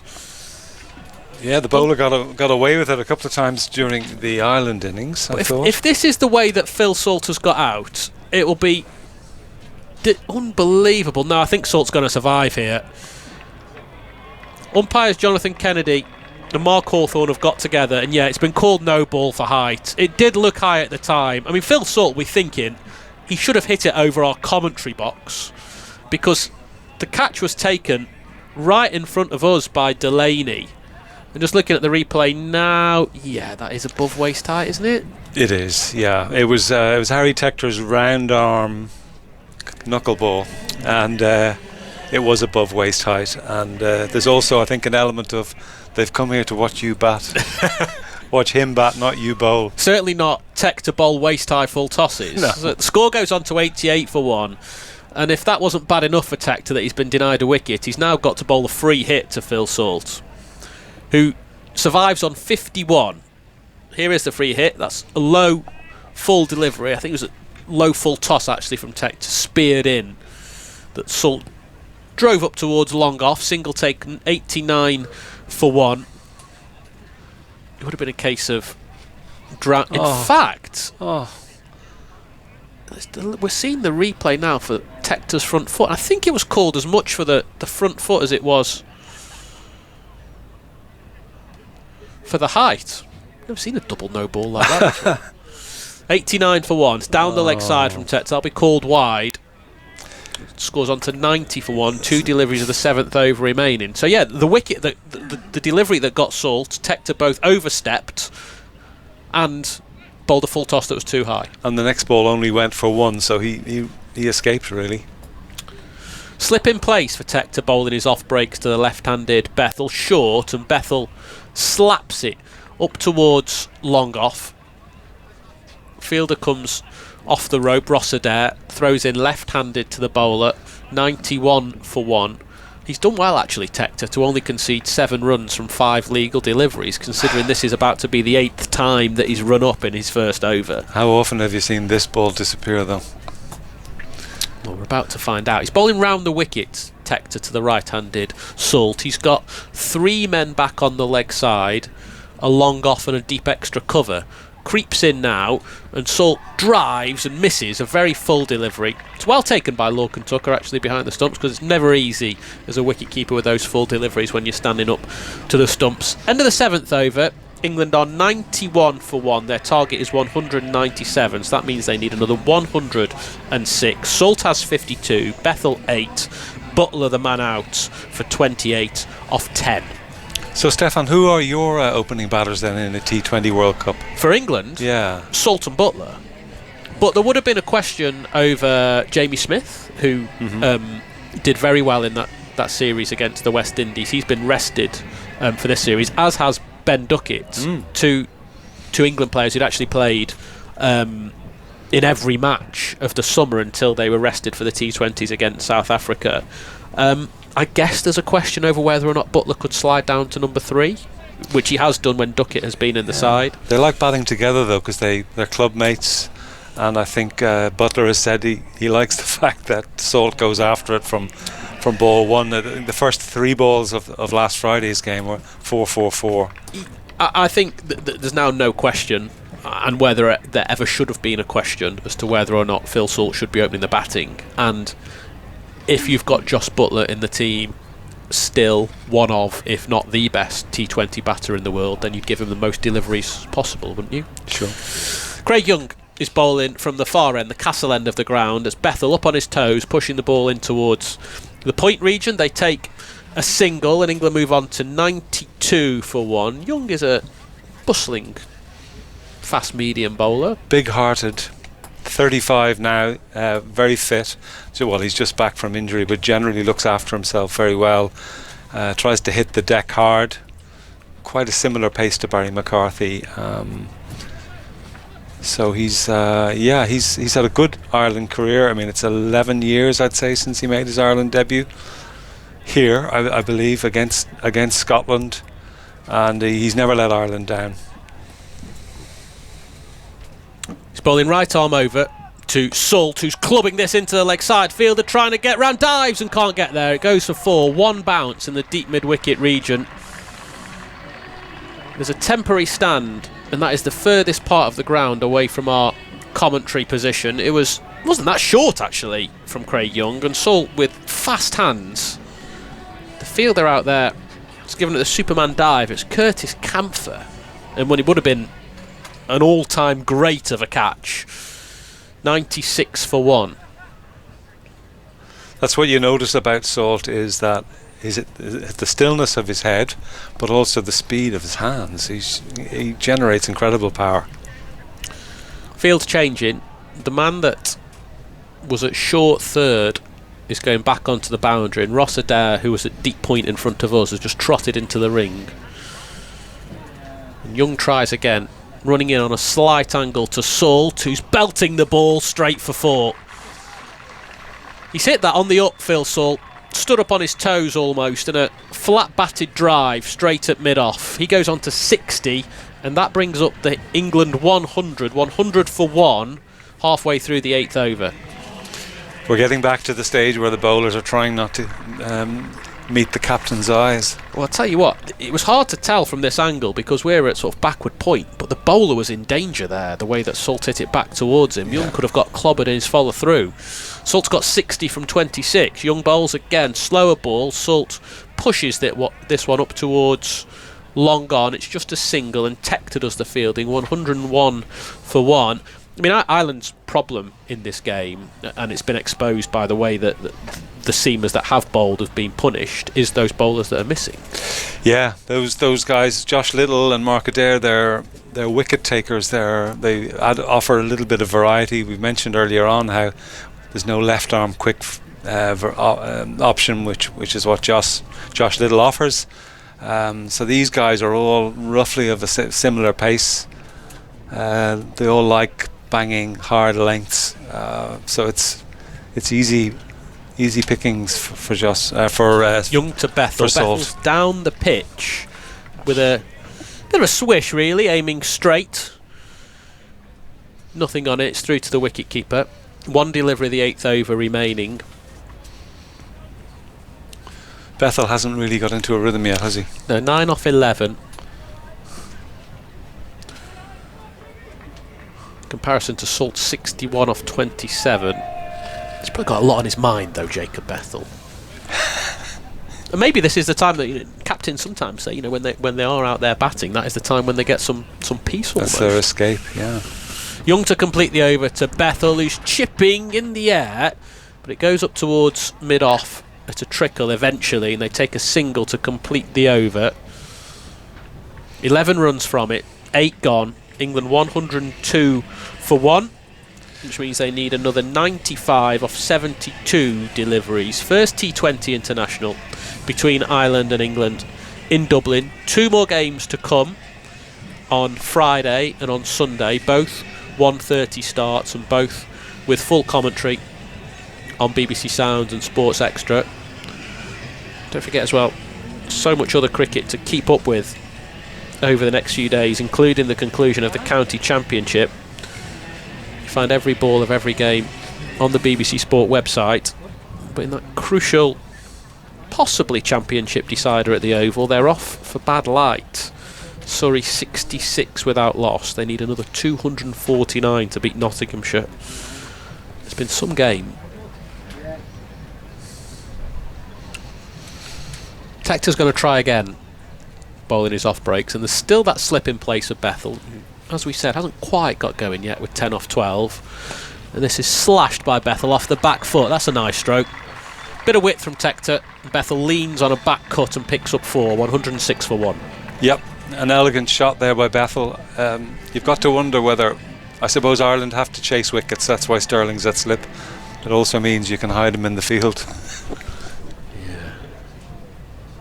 He's got a big white towel, Paul Sterling, just poking out the front of his navy blue trousers as he puts his hands on his knees and crouches at slip. That's slow from Tector and heaved by Bethel straight for 4. Too slow, too short for the off spinner, and Bethel's into his stride now with a second boundary and as many deliveries, 110 for 1. Bit of a nothing delivery. Very Bethel wide just as well. sat back and slapped it straight. Chase is gathering pace once more. 110 for 1 as Tector creeps into Bethel, who's sweeping mightily for a massive 6. That has gone over one of the temporary stands, I think. 116 for 1. Bethel was down on one knee and a free swing of the bat. 116 for 1. Bethel's gone 4-4-6 in this Tector over.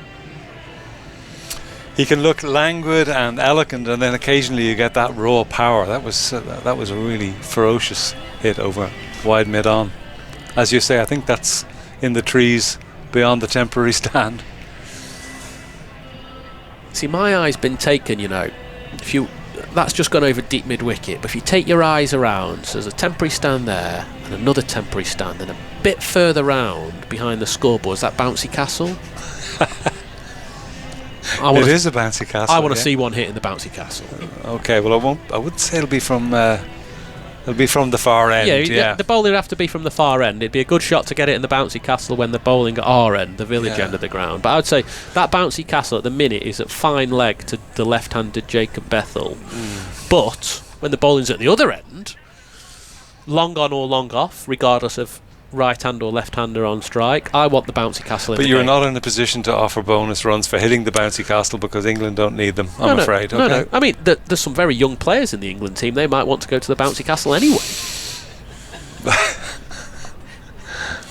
116 for 1. England need 197 to win as Tector's in. It's a full delivery to Bethel. He could be caught and is. Well, Jacob Bethel was flying in that over from Tector, 4-4-6, and then Tector has floated one up and Bethel has mishit it straight to the man at cover. So Bethel has to go for 24, and on the day that he becomes the youngest man to captain England in an international game, it's a rather tame ending. 116 for 2. Yeah, just when you thought he was getting into third, fourth gear, that was a kind of lazy looking shot. Just chipped it up to extra, and reward for Harry Tector. Not always a frontline bowler for Ireland, but he's offering a bit of variety here. It was Ross Adair who came in and took the catch. It was a very simple chance actually, but still had to be taken, and that brings Ryan Ahmed to the crease. Now this is an interesting move from England. He was down to bat at number 4, and that is where he's emerged at the end of what's been a superb summer for him with the bat mainly, given the opportunity to bat in the top order for Leicestershire and again for Trent Rockets in the 100. He hasn't played for England since the tour of the West Indies last November. He's been around a lot of squads.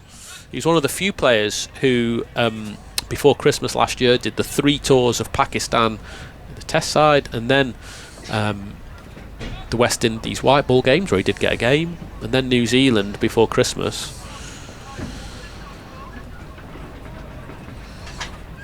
It's a long time since he's played. He's carried a lot of drinks for England. He only bowled one over earlier, but gets his chance at number 4, and he's back onto his stumps and pushing the ball back to the bowler. His first delivery. But it's interesting seeing the evolution of Ryan Ahmed, the cricketer. Obviously still a really young man. Played for England as an 18-year-old, the youngest ever, right? Youngest man in all 3 formats to play for England.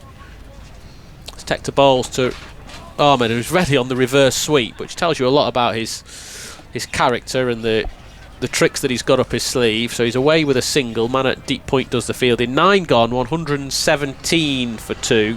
Target of 197. Sult has 61. And Ryan Ahmed just with that single. That's the second over in a row where Salt has been denied the strike. The other batsman's taken a single.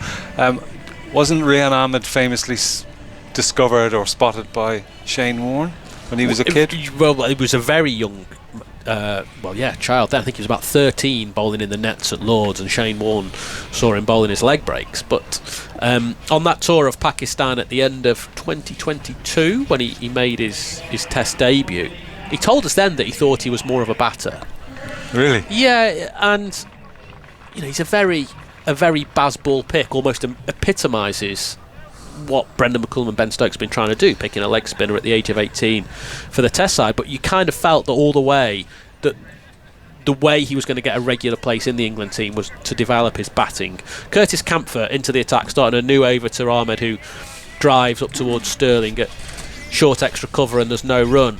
And he's not there yet, but we're getting the stage where actually he might be the most natural successor to Ben Stokes when Stokes eventually hangs up his boots. It might be that Ryan Ahmed is the man to come in and, Jamie Smith goes up to 6 in the Test side, Ryan Ahmed bats at 7 with 4 frontline seamers behind him. That might be the way he gets a regular spot playing for England. This is pulled by Ryan Ahmed for 6. Wonderful shot, too short from Campher, and Ahmed, with no effort at all actually, has just helped it over deep mid-wicket for a maximum. 123 for 2.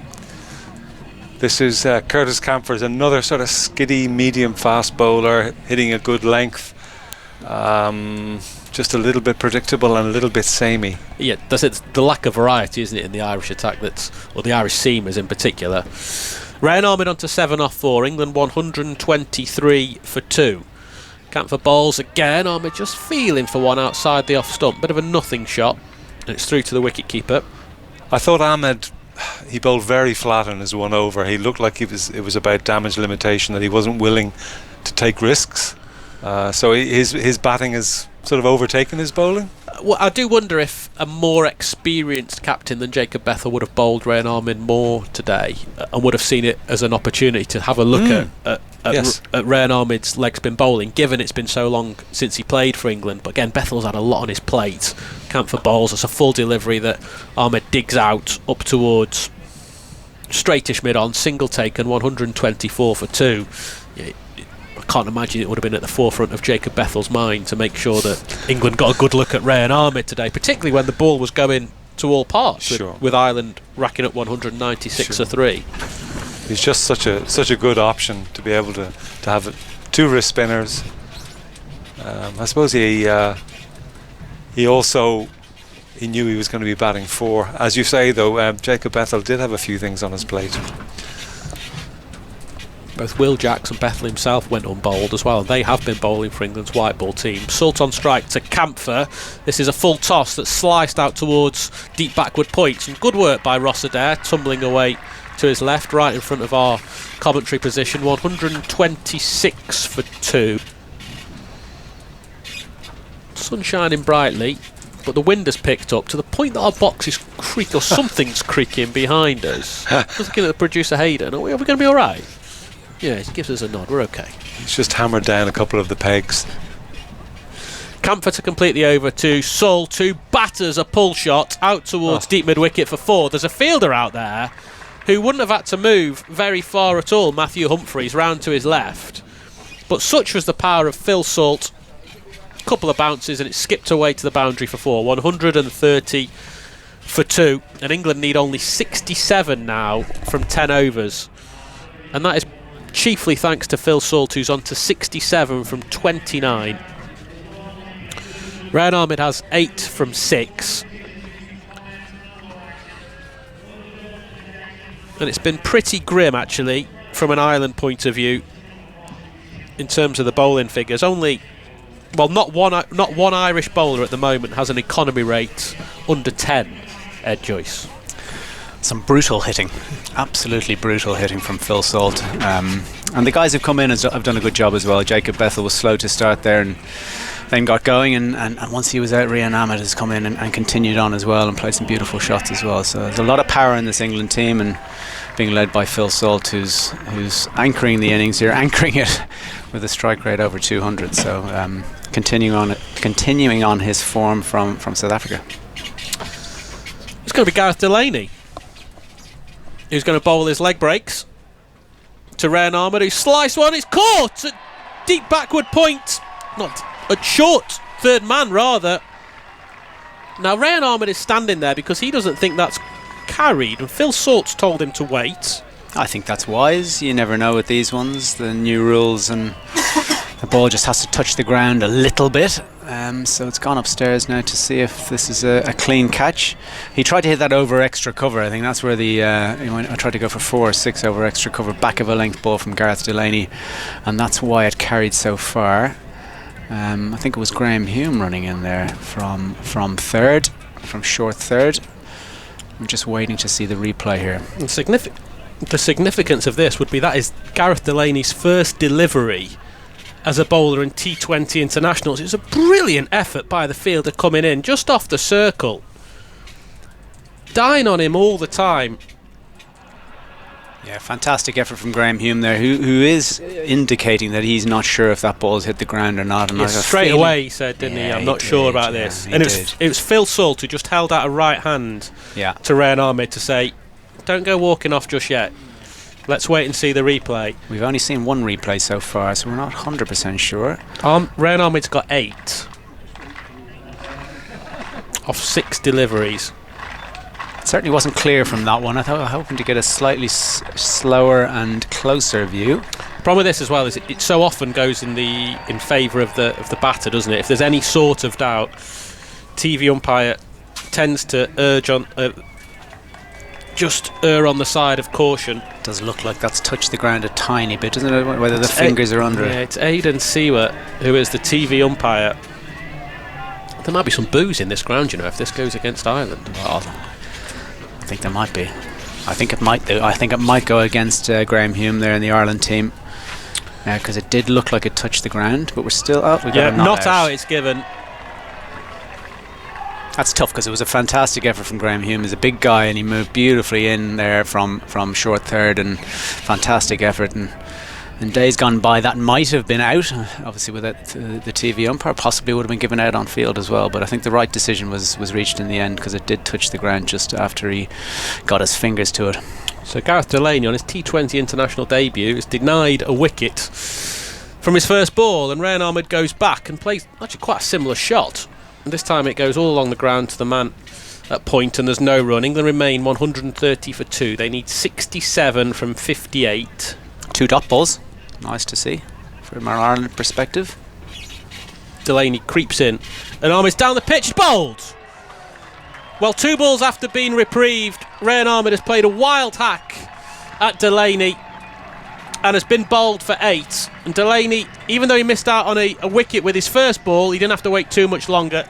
He's got one with his third, and England are 130 for 3. And you have to say that's a little bit of a waste from Rayan Ahmed. It is. He had an opportunity there to just knock it down to long on and get off strike, and watch Phil Salt from the other end, and possibly get a not out as well. And someone who hasn't got a huge amount of opportunities for the England team recently, and a little bit of a waste from Rayan Ahmed. But it is the way England play. They want their players to go out and express themselves, hit 4s and 6s, and go at 10, 12, 15 and over, and he's fallen doing so. So that's a good start. Good first 3 balls of Gareth Delaney's first over here, and England 130 for 3 of 10.3.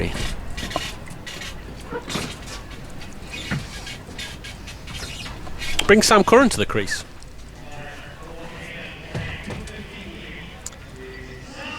Left-hander, back in the England team after a long time out under Brendan McCullum, actually. He came back in for the South Africa T20s. Had a good 100, didn't he? He played really well in that, bowled very well, and had some match-winning innings with the bat as well. Another lefty. So Gareth Delaney being a leg spinner, it opens up that leg side for the left-hander. I was talking about this being Gareth Delaney's debut, which is absolute nonsense. He was actually presented a cap earlier on today by Ashford's 100th appearance. It was, yeah. I thought that was... So it wasn't quite right. Curran's on strike anyway. He's pushing the ball back past the bowler for a single. Yeah, he's been around for quite a long time now, Gareth Delaney. He's mainly in the team for his powerful hitting and excellent fielding, but he does bowl very handy sort of straight breaks. I wouldn't call them quite leg spinners, but he... Would you say that to his face? Well, yeah. Well, there's... Possibly not. He bowls a good googly. There we go. I'll give him his dues. But he's held length very well here, and this is his 5th ball. Wind's blowing through Delaney's shirt, and Salt pushes the ball back to the bowler. Delaney sees Salt out of his crease and throws the ball back towards him.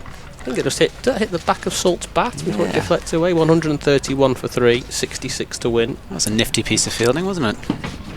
He gets Salt out here. I mean, Ireland's only chance is to get Phil Salt out at this stage. Delaney's ranger, that's a short ball, and Salt has just hammered that over deep mid-wicket for 6. It's absolute pie from Gareth Delaney, really. A drag down, and Salt well, the form he's in at the moment needs no invitation to swing his arms through that one. He moves on to 73 from just 31 deliveries. I think he could have had his eyes closed and hit that for 6. A pity for Gareth Delaney. That was a really, really good over. Got the wicket of Rian Ahmed and several dots in there, and ruined by a poor last ball, possibly trying to fire it in at the hip of Phil Salt to get out of the over. It's the way a lot of the bowlers do it these days, that last couple of balls trying to get the batter off strike, but it just too short and too easy for Phil Salt. 137 for 3 then England at the end of the 11th, only 60 required from the last 9. And they really have broken the back of what could have been a really tricky chase. I said earlier that England have only 3 times before chased more than 197 to win a T20 international. And they weren't quite at it with the ball, but a lot of full tosses, 9 of them in total. Sometimes they got their lengths a bit wrong. The Ireland bowling at the start of their innings wasn't penetrative enough. I think that's the right word. Too easy for the 2 England openers just to swing through the line. Craig Young again to Sam Curran. There's a slip in place because Ireland need wickets. Curran defends in the offside, and there's no run. Ireland will want to be bowling as many deliveries as possible at whoever is not Phil Salt. That's a very good way of putting it. Good aggressive captaincy from Paul Stirling, having a slip in and knowing that he's got to get wickets here. England bat deep. Got to get Phil Salt out ideally, but if he can't do that, he's got to get Sam Curran out and keep seeing new faces come in. It's the only chance of getting consistent dots. Curran waits with his bat raised as Young bowls, and again it's defended into the offside and there's no run. It just feels like 2 different games going on at the minute, one when Phil Salt's on strike and one when he isn't.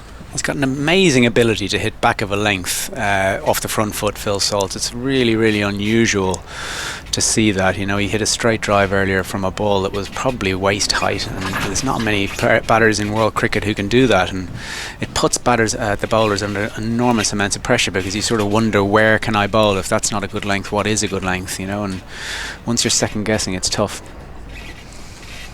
Young stomps in and bowls to Curran, who pushes the ball back to the bowl. There's no run. 3 dots in a row. 12th over. 137 for 3. England still needs 60 from 51. Yeah, it's a good start to the over here again from Craig Young. I'm hoping he sticks with that length and doesn't look to try and do something different just because it's a T20 game. He's doing well here. Curran under a little bit of pressure, just back into the team after a while out. I suppose you and Sam Curran have got something in common. Go on. Well,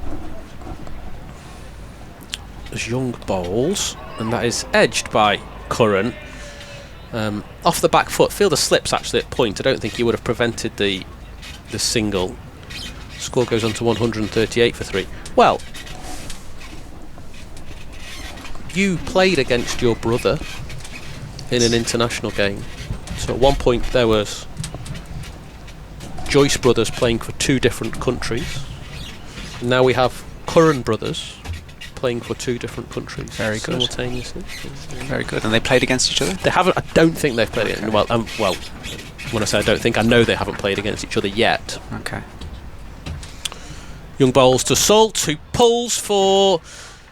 In fact, that's a very good fielding down there at mid-wicket. I thought it had gone for 4 in a repeat of what we'd seen in the previous over, when Salt had hammered a pull shot past the fielder on the deep mid-wicket fence, but this time it's Curtis Camphor doing well to dive to his left, and it's just 2 added to the score, 140 for 3. Salt thought that was 4 as well, didn't he? Didn't really take off. They got 2 in the end. Fantastic bit of fielding from Curtis Camphor there. What's going on with the boundary out there as well? I've not seen that before, that at the far side it's had to come in a long way. It's like there's a wet patch on the outfield down there. There is a big bump down there in front of that tree. Young to complete the over, and it's a short delivery that Salt swivels on and hooks for a single. End of the 12th, 141 for 3. Yeah, I've not seen that before in international cricket, where the boundary comes in and back out again. Yeah, they originally they used to put the rope over the hump, so it's a very, very significant hump straight in front of that tree, and you used to have to navigate that as a fielder, and it was tough. I'm not going to lie to you, fielding in that corner, because sometimes you get the sun and that recognisable hump in the corner of Malahide, but they've now decided to make sure that it doesn't come into the game. It does make that corner very, very short though as well. Could be the T20 World Cup where the Curran brothers play against each other. Here comes Michael McNamee. Gareth Delaney about to start his second over. Finished the last one with a 6 off his last ball. And Phil Salter just pulled away there because he was taken by surprise a little bit by Gareth Delaney nearly being in his bowling action as he looked up from his stance. I'm here now, Ed. It's a bit of a sprawl to get in and out of this little shed. A little bit of dancing. Straight drive down the ground by Salt, who I think is fairly nailed on to be player of the match should England complete their expected victory. It is looking inevitable at this stage, but you never know. No. You never know. 2 good overs. Craig Young only going for 4 in that last one, and Gareth Delaney bowled a really fine over the one before as well and took that wicket. So I'll tell you, it's really blustery out there. They're having terrible trouble with the sponsors' backdrop board. It's in danger of disappearing over the horizon like the Wizard of Oz. We have a slightly squeaky door as well. We have a squeaky. I thought it was the producer's false leg. Yeah. Ed Curran or Sam Curran, another single in the offside off the bowling of Gareth Delaney. 1 for 9 off his opening 8 deliveries, and he's in from the village end, and he's fielding off his own delivery is played back to him, athletically diving to the ground. What's Harry Tector doing bowling a no front foot no ball leg choice? It's just silliness. It's silliness. Shouldn't be forgiven for that. Delaney is into Salt. He drives that on the offside for a single to the man at long off. The producer now locked us in. We're now stuck in the comedy shed forever. It's slightly warmer, but it's very blustery. The sun is out, but I think if you're sitting in the stands around the ground here at Malahide, you'd put your jumper back on if you'd taken it off. Salt is 78 off 36. Sam Curran is on strike, 3 off 6, 144 for 3, chasing 197. England for victory, and that's a smashing thump straight down the ground. A brilliant save there on the boundary. They're going to race back for 2. Barry McCarthy with the sprawl Brilliant down there by at long McCarthy. on. Was fantastic piece of fielding. It was nearly made it into a catch actually. So Sam Curran hitting it a flat off the back foot, sort of straight pull, and Barry McCarthy doing an excellent piece of fielding at long on, just keeping it to 2. Do you approve of your fast bowlers diving around, Ed? No, Possible I think T20 shoulder injuries? has to happen. Forced away on the offside again by Sam Curran. Oh, the doors. We could be in danger of taking off over the horizon here. I'm not sure we're entirely strapped down in this box. That's the end of the over. Sam Curran 6 off 8. Salt 78 off 36. England 7 overs left, 147 for 3. So they need exactly 50 to win off 42 deliveries with 7 wickets in hand. Another good over from Gareth Delaney there, and we've got Barry McCarthy by the looks of it coming back on from the Malahide end. Of course, Gareth Delaney's coming back from a bad facial injury which he picked up about a couple of months ago in a cricket match, so only back on the field for the last couple of weeks in club cricket and interprovincial cricket, so good to see him back. What do you do as Paul Stirling to try and engender some sort of spark here? Because they need effectively a miracle, don't they, Ireland, or a piece of brilliance or a bit of good luck. He's doing all he can, I think. Here he's put himself into slip. He's got the fielders in the ring on the offside. He's got to have a go. One. Yeah, he's having a go. He's bringing. I mean, Barry McCarthy's got a great knack of picking up wickets. So he's brought his premier wicket taker back on. He's got himself at slip. He's got extra cover, backward point on the one, not on the ring, just giving away a single. So he's limited to those kind of options. McCarthy no wicket for 29 off his 2 overs so far. And Sam Curran just takes a step down the track, deflects off his bat behind square, where it's fielded by Craig Young, pinging it into the waiting gloves as Lorcan Tucker. England take 1 more. Curran's on to 7, 148 for 3 in the 14th over here in Malahide. does need to be praying that Phil Salt gets out. It goes without saying, if he bats anywhere near the 18th, 19th over, well, the game's probably over by then if he's still in. So need to dismiss him, hoping he makes a mistake and hits one straight in the air. About to face up. Stranger things have happened. McCarthy in to Salt. Cuts that away on the offside, chased round by Dockrell. They're racing back for the second. Tucker's going to take the bails off. They appeal for the run out. We suspect Salt is back and safe. He seems happy. It has gone upstairs from Mark Hawthorne, but he seems to be... No great excitement from the Irish fielders. No, it was a beautiful piece of fielder from George Dockrell, running around to his right, a deep extra cover, and using that laser left arm of his straight over the top. I think a little bit of pace taken out of the ball when it landed with that rain we've had. Lorcan Tucker quickly taking the bails off, but it doesn't look like this is going to be a wicket for Ireland. You would think there would have been more excitement from the likes of Ross Adair, who would be in a good position to see. We're seeing the replay now. It bounced up, and Salt is easily home. He's way in, yeah. Good piece of running from these two England batters. England 148 for 3. He will be given not out in the next 5 seconds, if he hasn't been already. There it is.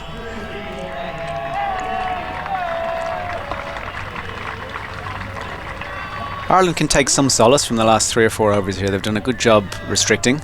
It's just those first 10. Salt moves on to 80 off 37. McCarthy is in. Salt was a swing and a miss there, straight through to Lorcan Tucker. He has another go at the shot. Phil Salt. A rare victory for McCarthy against him. Goes down, has a little bit of gardening down on the strip. This pitch is played very well here in Malahide today. Do you reckon he had a few words with the batter there? Do you think he has? You probably know better than I do, Ed. I highly doubt it. 80 off 38, I think that would be unwise. Always seems a nice fella, Barry McCarthy, when I've spoken to him. Is there a bit of dog in him as a bowler? Yeah, there is. Yeah. It's not very smart banter, but it's there. 47 needed off 39. That's a slower one. Salt somehow manages to play it off the bottom edge of his bat on his own foot. He slaps his pad in disgust, and again rehearses the shot he should have played that would have seen the ball disappearing over that crepe stall just under the trees on the far side. It's beyond square leg. McCarthy trudging back to his mark. Here in Dublin, it's 23 minutes past 4. I think there's a few people maybe took a day off work today in the Greater Dublin, or if you're an Irish cricket fan, come down here knowing that the weather forecast is pretty good, and they've seen Phil Salt. Well, Barry McCarthy he stops in his run up, and Salt the bail. Did the bail blow off? Yeah, it blew off, and Barry, I think, was victory. Pretending he'd bowled the ball there and actually got Phil Salt out, but he didn't manage to do that. I got the train out here today, and there was quite a lot of England fans on the train as well. So there's a nice smattering of them. There seems to be a sort of concentration of them over there in one of the bigger stands to our right. Just seeing the replay of the bail blowing off. McCarthy spotted it. It's always a good city to come to for any occasion, especially now when the weather's pretty good. Salt facing McCarthy and crashes that through on the onside. They're scampering through for 1, and they don't have to scamper too much further because he hit it so well it raced to the boundary. Right in the middle of those two fielders out there. Harry Tector and Curtis Camphor, 2 quick guys as well, so needed to be right in the middle of them and right in front of that hump we were talking about earlier as well, with the boundary's been brought up. Ground, yes, not the best place to field when it's there, but very short now that it's been taken out of play. 84 Phil Salt moves on to. England 154 for 3, 43 needed off 37, but those 7 wickets in hand. Phil Salt still displaying his wares. McCarthy, none for 36, the last ball of his 3rd over, pulled away behind square on the onside for the single, so Phil Salt will retain the strike. He's 85 off 41. England at the end of the 14th over, 6 overs left, 42 required off 36. Salt 85, Sam Curran 7, and Barry McCarthy puts his glasses and his cap back on and trudges away. this game's sort of petering out a little It bit. is, yeah. They Joyce. still need 7 and over, but these days 7 and over really isn't. Nothing. It's not enough. Again, without repeating myself too much, Ireland need to take wickets, and England really need to do something to give Ireland a chance. Matthew Humphries hasn't had the greatest day with the ball yet, and he's going to come on and bowl his left arm spin again. His splendid moustache, just slightly longer than when he last bowled. 1 for 22 off his 2 overs so far, Humphries. He'll be bowling from this village end. The powerful looking Ross Adair runs towards us here at Cow Corner, just in front of our little commentary shed. He needs a bigger shirt, doesn't he? Like that slightly. That one's painted on. I'm going to say nothing. My local club's extra larges are just a little bit not extra enough. Carved away on the offside for a single off the opening delivery of Humphries. Over from Salt. I'm expecting Sam Curran to have to be targeting this over. Left-hander against a left-arm spinner. They talk about matchups. That could be what's being discussed here. Phil Salt walking down to Sam Curran and saying something along the lines of, "Let's see this one disappear over the stands. Let's see what happens." Tucker standing up to Curran. Humphries, you can see his shirt, there's a little bit more room in his shirt. It's buffeting about and blowing about in the wind. This lovely ground here with the trees all around us. Malahide Castle not too far away. Sam Curran's on 7 off 9. Humphries is in, smashed by Curran, and that just finds the man on the boundary, and they're going to get one because tremendous piece of fielding by Harry Tector. Really athletic piece of fielding there from Harry Tector.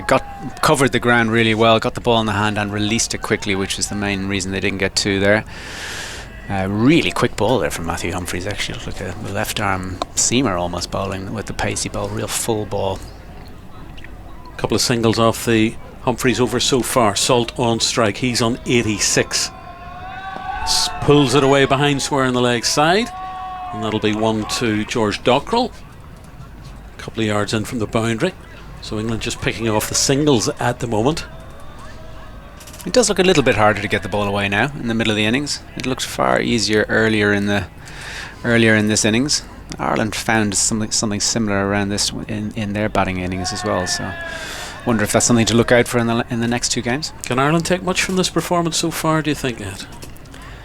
As Humphries is coming in, he's going to think about that in a minute. Oh, it's a brilliant shot by Sam Curran. It's a straight 6. It's well past the hospitality tent. It's probably hit somebody's car parked in Malahide.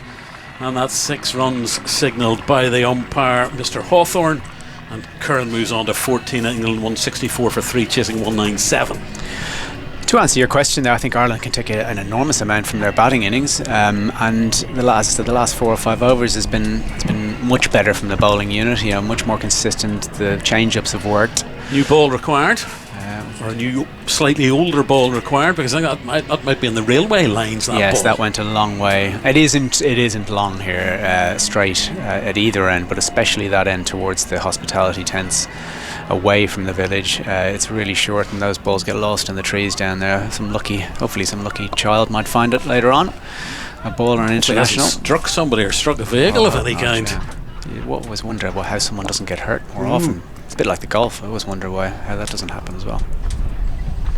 You're a good golfer, Ed, aren't you? I'm a passable golfer. I'm not a good chipper of the ball. That's my issue. As well. Humphries is in. The ball has been replaced. Shorter delivery, and that's pulled away by Curran for the single to the mid-wicket boundary. So single, 6 single off Humphries. 3rd over so far. The field changes round for Salt coming back on to strike. 87 off 43, so they need 32 off 31. England strolling to victory as it stands at the minute. Ireland need wickets, simple as that. Humphries into Salt, dabbed away by Salt, and a quick dash single by the England batsman. Brilliantly done. They've come back for the second.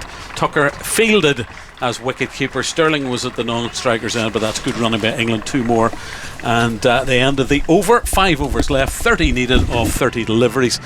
Sam Curran's 15 off 12. Salt 89 off 44. England 167 for 3. Joyce has disappeared to practice his chipping in the car park. And for I think the dying embers of this game, Peter O'Reilly will call it that. You've joined me for the last 5 overs of the game. I suspect England might need 5 overs to put this one to bed. No, the last rites. Yeah, I would. I don't think it'll take them very much longer. It's now really a case of whether Phil Salt, how soon Phil Salt gets to his century, his second consecutive T20 international century. Has he given a chance? Has he given half a chance? No, he's played a couple of false strokes is about the most you can say. There was a slower ball, I think, from Barry McCarthy, which he inside edged and was suitably admonishing himself afterwards.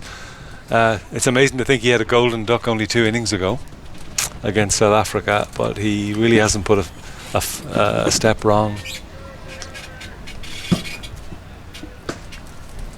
So here we have Graham Hume seeking a little bit of vengeance. That's a ball halfway down the track. It signalled a wide in the end. Hume was smashed for 22 off his opening over. He's back on at the Malahide Castle end, and he's bowling to Sam Curran, and that's been given as a wide. Yeah, high wide, not very handsome. Imagine he's bowling for his place in the team here, wouldn't you? Not easy coming back in a situation like this. Here he comes, big fella. That's smashed high, and it's away behind us, and that's going to bounce into the tennis courts, and a huge 6 from Curran, and not a great delivery from Hume. No, the late Bob Willis would have described that as cafeteria bowling. Help yourself. But still a very sweet strike by Sam Curran. Another new ball required. As umpire Hawthorne checks the selection being shown to him.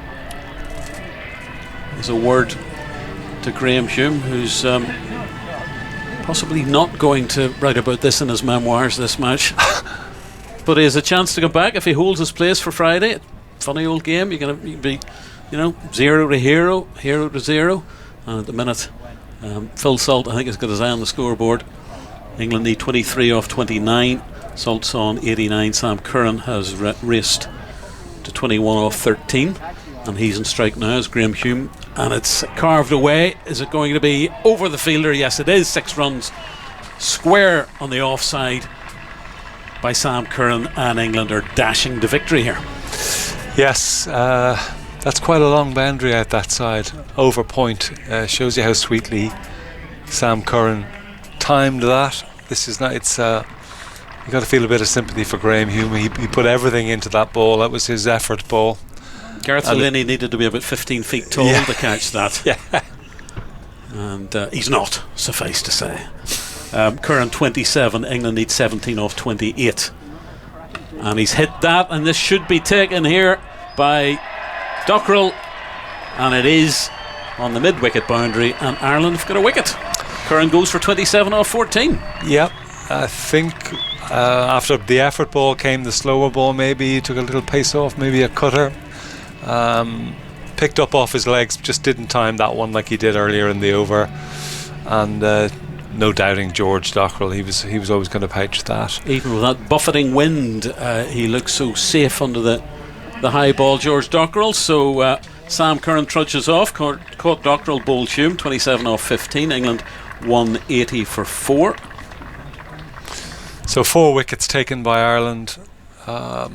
One of them clean bowled. I think all the others were pretty much caught in the outfield, weren't they? Yeah, which says something. Fairly typical T20 wickets, you would say. True. So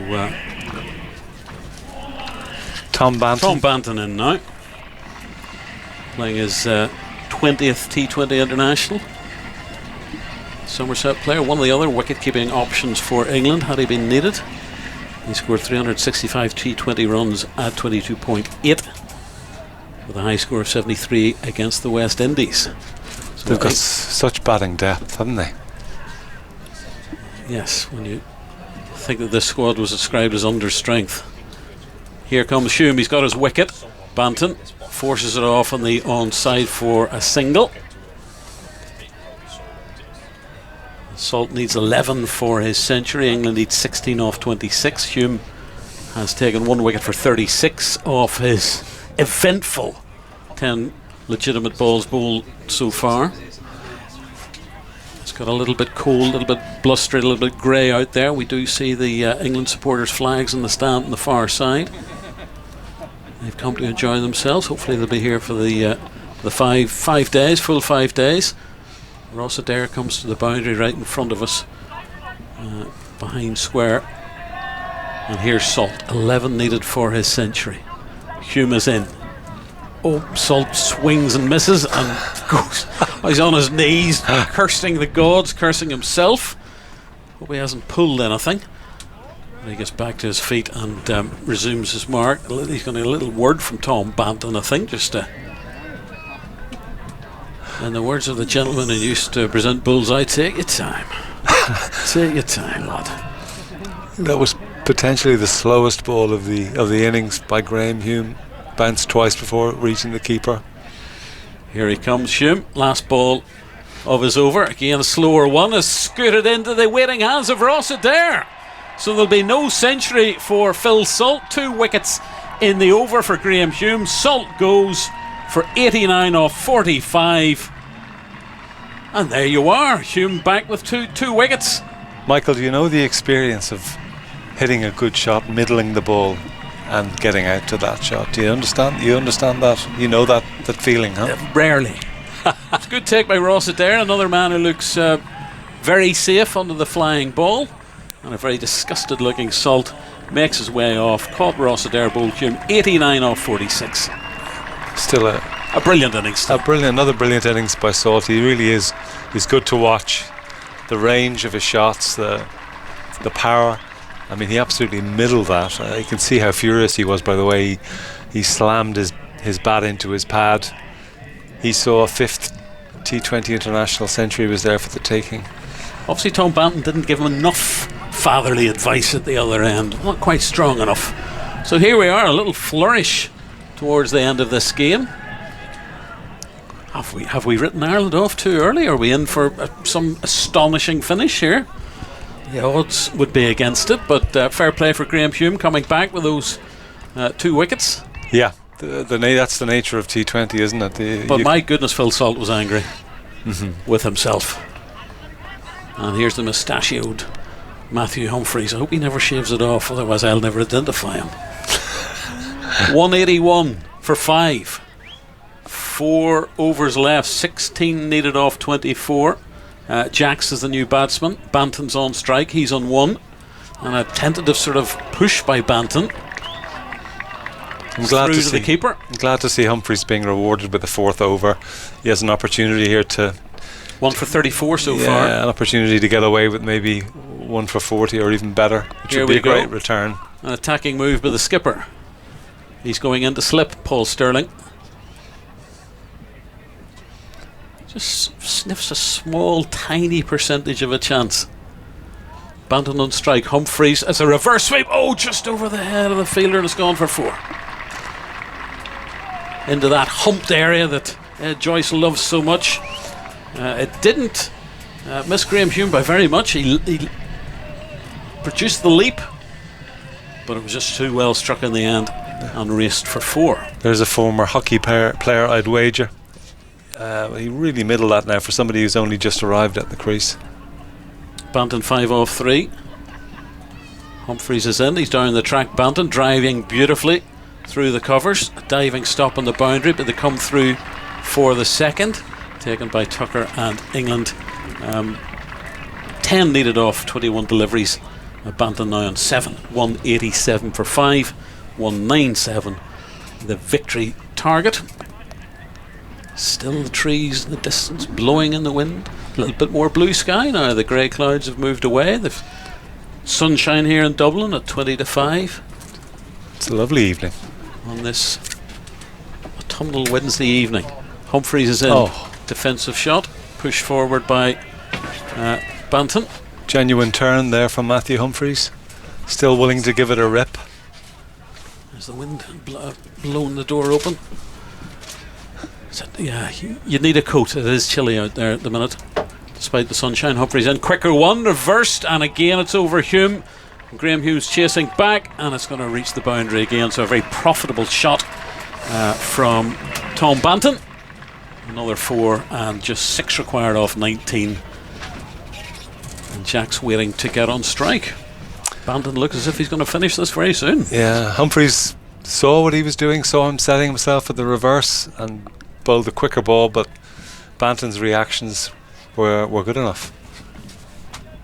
Last ball of the over, 1 for 44, Humphreys. Last ball of his spell. Banton comes down, smashes that straight into the hands of the fielder, who's Curtis Camphor. Straight drive, straight into his hands. So another wicket for Ireland. And another catch for Ross Adair. Another hard, flat take in the outfield. It's Camphor, yeah. Oh, was it Camphor? I beg your pardon. He's not a man who drops too many, Curtis Camphor. No, buckets they call him. Straight into his hands. Slightly odd dismissal. Banton was wanting to get on with things and rather unnecessarily lost his wicket. He was 11 off 7.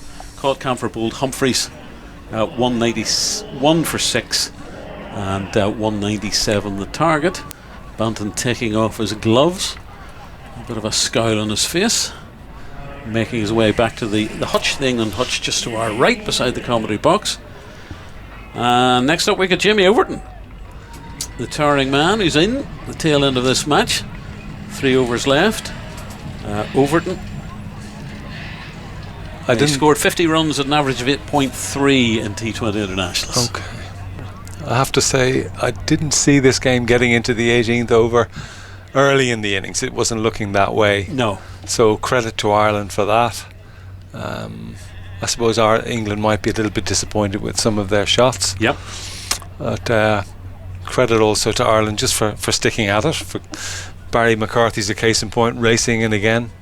He's into Jacks. Jacks driving. Square of the wicket. Gets the single fielded by George Dockrell. So Surrey's Will Jacks, man with a famous Test debut in his on a CV. Can also be a top order batter too. 5-wicket haul on debut, was it? That's right. Yeah. Wasn't expecting to play either. So here comes the absolute dying embers of this game. Overton now on strike as McCarthy's into him. Overton just pushed back on his tall frame, pushes that back to the bowler. No run. The blue sky has come back. Photographers alongside us waiting to take the victory celebrations of England. It's been a sort of odd mixed batting performance, with of course Phil Salt taking the headlines, and they're currently just sort of edging towards victory. They need 5 off 16, there's not really any doubt, and the 4 wickets in hand. McCarthy into Overton. That's a slower one outside the off stump, deemed a wide. Barry McCarthy with a rueful grin on his face, with the blonde hair being blown in the wind. He says something to a teammate as he trudges back. A man who produces banter, but not of the absolute top class, according to Ed Joyce. That's a fast bowler for you, though. Here comes Barry McCarthy into Overton. Bowler against bowler. That's a short pitch once. A quicker delivery from Barry McCarthy. Flies through to Lorcan Tucker. Overton not happy. He thought that was a wide. I think the umpires are saying you want to win this game, you do it off your own bat. They've 2.5 overs left, England. They just need 4 to win. And this lovely sunshine. Wouldn't it be brilliant if the sun returned on Friday and on Sunday for matches 2 and 3 in this series. But it's been a comprehensive England victory, but Ireland did battle. They did at least put it up to them, and they forced England to bat towards the end of this match. And a full toss, Jimmy Overton has crashed that away for 4 runs. There's the England victory. Overton with the winning hit. The 4 is signalled. Overton finishes on 4. Will Jacks is 1 not out, and 14 balls were remaining, and a victory for England by 4 wickets. Peter O'Reilly, what do you make of that? I mean, you've got to talk about Phil Salt. Yes, I mean it'll go down as a 4-wicket victory, which doesn't give any indication of the real measure of victory. It was comprehensive. So fair play to Ireland for battling and taking those late wickets. No, completely. I thought their performance exceeded expectations given their complete lack of preparation, and given that lack of preparation could easily have affected their morale and their attitude. I thought their attitude was first class, and there's there are a lot of positives to take from it, mainly on the batting side. Thought Tector and Tucker looked class, and it was nice to see Paul Sterling show a bit of form as well, although he would have got out earlier. He got out earlier than he would have liked. Well, the England card, Phil Salt was caught at Dare Bowl Hume for 89 of 46. Josh Butler caught Camphor bowled Humphreys for 28 of 10. Skipper Bethel, he was caught at Dare bowled Tector for 24 of 16 deliveries. Rian Ahmed lasted only 9 balls. He was out for 8, bowled by Gareth Delaney. Sam Curran caught Dockrell bowled Hume, 27 off 15. Tom Banton caught Camphor off Humphreys for 11. That's 11 off 7. And the not out batters, Will Jacks 1, Jamie Overton 4. There were only 5 extras, 4 wides and a no ball. And in the 18th over, England reached their target of 197 for 6. The bowling figures for Ireland, well, it was tough on a few of these players, Graham Hume especially after his first over, but he came back with 2 wickets. But it was Matthew Humphreys, 4 overs, no maiden, 2 for 44. That's suffice to say there were no maidens today. Barry McCarthy, 3.4 overs, no wicket for 43. Graham Hume ended up 2 overs, 2 wickets for 36. Craig Young, 3 overs, no wicket for 26. Harry Tector, 2 overs, 1 wicket for 22. Curtis Camphor, 1 over, no wicket for 13. And Gareth Delaney, 2 overs, 1 wicket for 13. We're going to hopefully get some post-match reaction to this England victory. Peter O'Reilly, what do Ireland need to talk about? What do they need to tweak? Do they make personnel changes for match day too? Well, I can't see them making batting changes, given that we only got to number 5 and the batters all did their job pretty much. You'd have to give Ross Adair another go, because he's one of our few power hitters. They might look at the bowling. The bowling attack is a bit samey. I mean, I would. Barry McCarthy's probably capable of bowling a yard quicker than anybody else, but it's still very, very samey. 4 right arm medium fast bowlers effectively. So I don't know how Ben White is bowling these days, because like so many of the Ireland cricketers, he's hardly played. Yeah, has hardly played any cricket and hardly played any top level cricket, decent cricket. But I think a tall leg spin bowler, I mean, you saw that in terms of figures and in performance, that Gareth Delaney was one of the more successful bowlers there. So did they have a look at Ben Callitz on his debut, left-hander in the middle order? I suppose you could see that happening, given that having brought him in with liking what he offers, a left-hander in the middle of the innings, and an ability to play. There's so many of the England bowlers who spin the ball into him, onto his leg side, and you can be sure that selection was based on data. Knowing Heinrich Milan, he would definitely want to give him a game either today or Sunday, and Sunday isn't looking good. We can say that already. Friday's a bit mixed as well, I think, possibly. Yeah. But September in Dublin's always going to be a bit mixed. Ed Joyce has rejoined us. A comprehensive English victory. Ireland did battle, get those wickets at the end. Was it a bit of slightly scratchy English batting to give away wickets they didn't need to towards the end, Ed? I think I'll just say it's the way we play. Yeah, possibly. I thought Ireland battled really well from over 10. Very bad of me, sorry. 3 or 4 good overs in a row. It just shows you one of the best teams in the world. If you do that, you've got a chance of getting wickets, and they did get some. And I thought the guys battled really well, because that was fairly demoralising for the first 10 overs, bowling against quality English batters. Brilliant batting performance, I thought, from Ireland today. After, as Peter said, just not much preparation. I thought there was some really classy innings there, especially from Harry Tector and Lorcan Tucker. So well done to them. And I agree about Ben Callitz as well. I think he'll get a game. I think they'll be buoyed by the fact that Harry Tector and Gareth Delaney bowled some overs in the middle there. I thought they were worried about the bowling in terms of making that up, and thought the spinners were a bit harder to hit as well. So hopefully we get to see Ben Callitz in one of these next 2 games. Do you think there are England, for want of a better phrase, fringe players potentially battling for World Cup spots here? Most definitely, every game that England play is a huge one.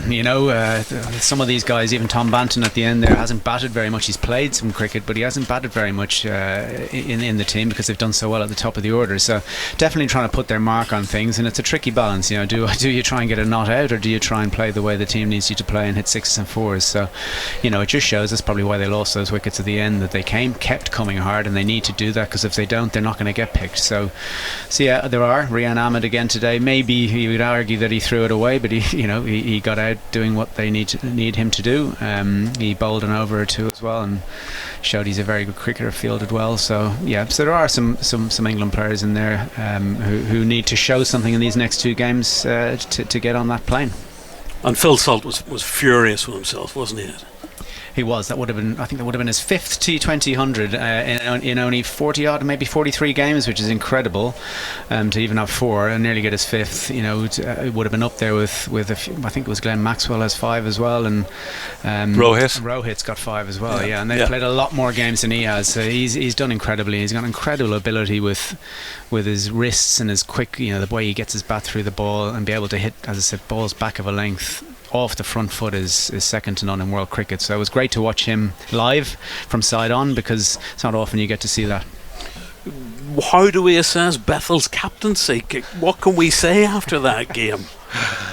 It's hard to know unless you... It's hard to analyse T20 captaincy, isn't it? It's hard to analyse. You could see he was at mid-on, having the odd word with his bowlers and all that, but it's bewildering, captaining at any level. But 20 overs when every ball is an event, every ball is a potential field change, and I think, as you know from having spoken to him yesterday, he was a bit bewildered by being chosen in that position. You're not going to say no, are you? Of course you're not going to say no, but I think it was typical, Brendan McCullum. Let's see how he reacts to this. Was it a left field decision? Yeah, and maybe looking to the future also. Let's see what his temperament is like under pressure. Now, Ireland weren't able to put him under severe pressure really at any stage, except I suppose if you're looking at when Tector and Tucker got going, that was a test of captaincy and bowling changes and all that sort of thing. So it's far too early to know about Jacob Bethel's captaincy credentials. We can tell that he strikes a nice ball, and he's a lovely looking batter. He's great to watch. As I said to you earlier on, it reminds me of a young Ed Joyce, actually, or an old Ed Joyce. He said it first. So what would you like to see change for Ireland, Ed, on Friday, assuming we touchwood get a full day's play or a match?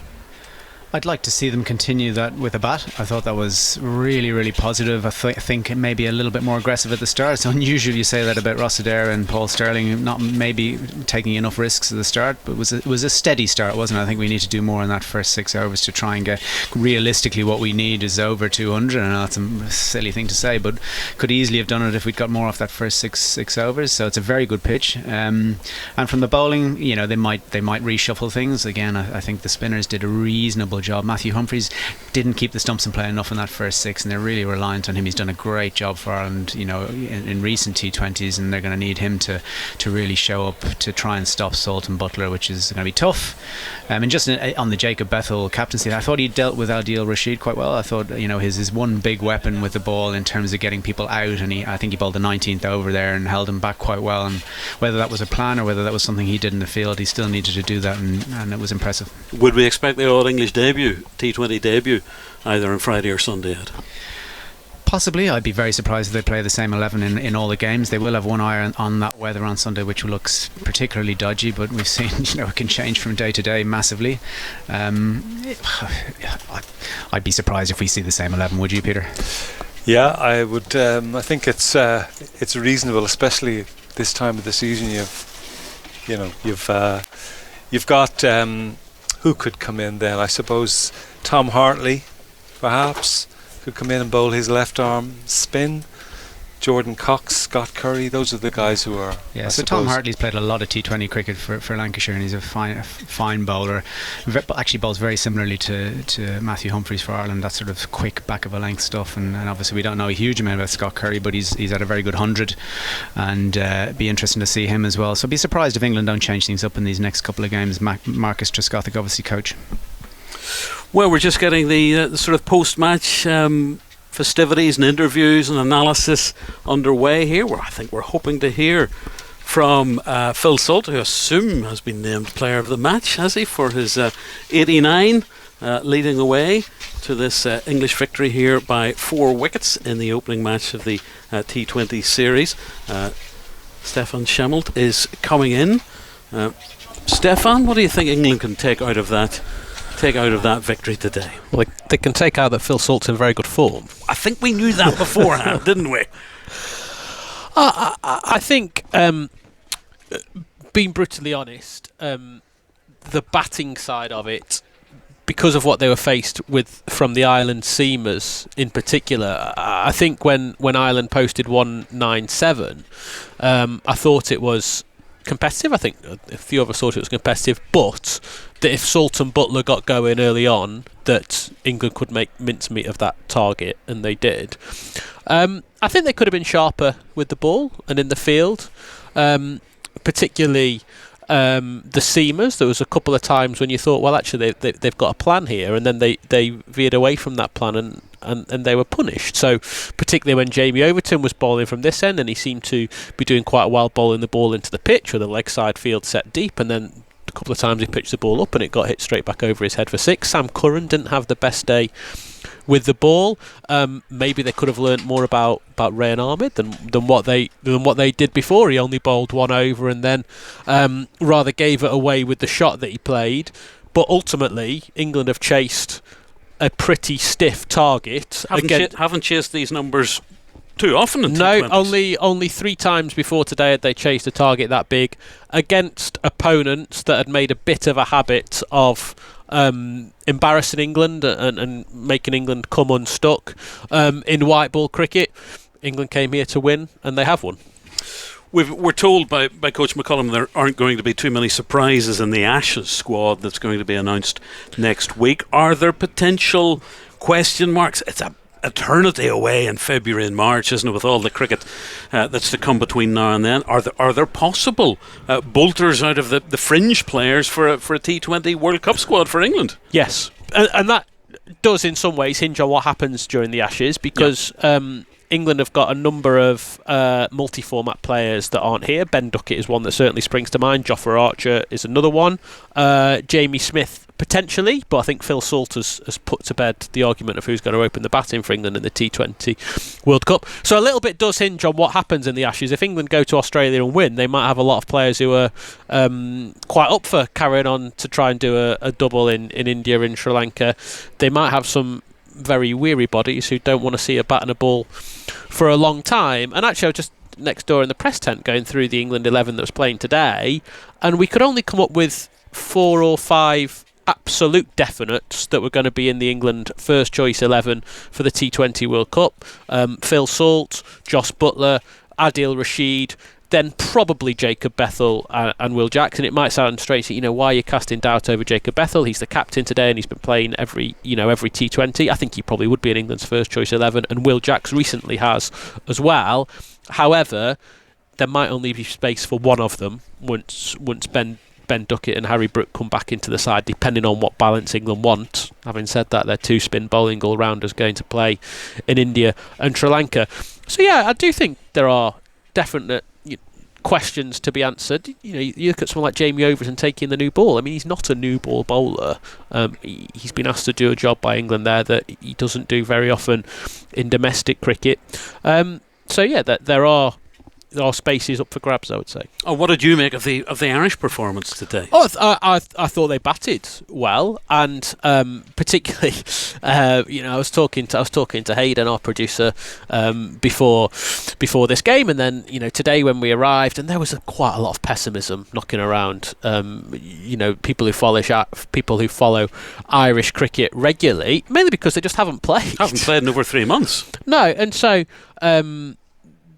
Therefore, an element of rustiness was to be expected, but the batters didn't seem to be rusty at all, and the way that Sterling and Adair and Tucker and Tector got Ireland to a very competitive total, that was impressive. And I can't think that really, from a batting point of view, they left many or any out there, but before this game we were concerned about the quality of the Irish seam bowling because of those bowlers that were missing, Josh Little and Adair and Fionn Hand, and so it proved. And it wasn't necessarily that the bowling wasn't good enough, it was just one-dimensional. It was a lot of right arm, medium fast, and for batters like Butler and Salt, who can stand up and hit through the line on a good pitch with short boundaries, it looked very straightforward, and I think Ireland were probably a spinner short actually on that pitch. Very difficult to know for Irish bowlers where to bowl to Salt today. Yeah, and that is the form he's in, and he's been interviewed at the moment. He's just taken his Man of the Match award, and he can come in here in a moment. And I think the first question we should be asking him is, you must feel like no one can bowl at you at the moment. And we were talking about it on the commentary, actually, of whether or not that Phil Salt is a little bit underrated as a T20 opener, and whether or not English cricket fans fully appreciate the player that they've got on their hands, because he was dropped from the one-day team at the end of England's Champions Trophy. He hasn't played a one-day international since March, and he didn't play the T20s against the West Indies because he was on paternity leave, and that is absolutely fine. In the modern sporting world, I think everyone's got the right to do that as a sports person, to opt out of playing for their country, and England are very good on that. They gave him his assurances that he would come back in, and even though Jamie Smith did very well, and Jamie Smith's not here at the moment because he is resting after an arduous summer, there was a question over, well, if Jamie Smith has come in and done well, should he be the man who takes the place at the top of the order?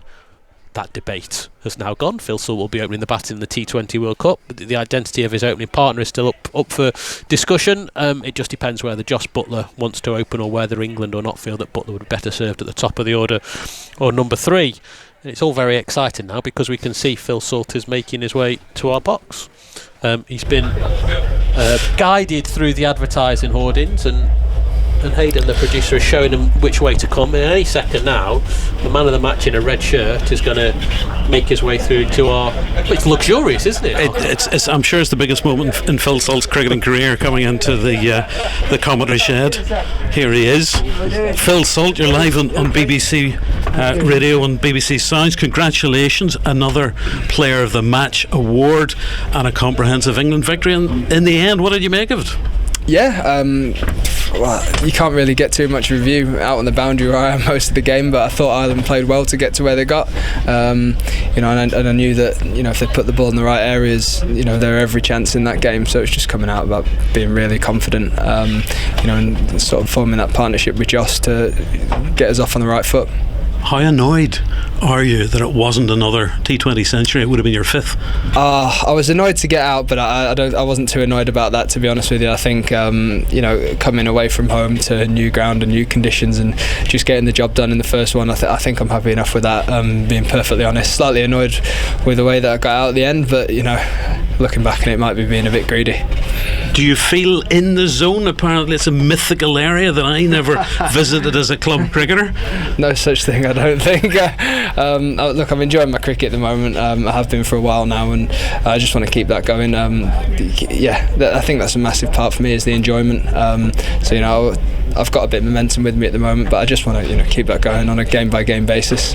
You look as if you love opening with Josh Butler, who's got a very similar attitude, and the ball pings off his bat in a very similar way. Yeah, it does, and it's something we've done a lot of together. So he knows my game really well, I know his game really well. Not that I need to say too much to him most of the time, but it is nice having that sort of familiarity, and it's nice to have that partnership back. Stefan says you might be underrated as a T20 opener. Do you feel underrated? It's a good question. It's a great question.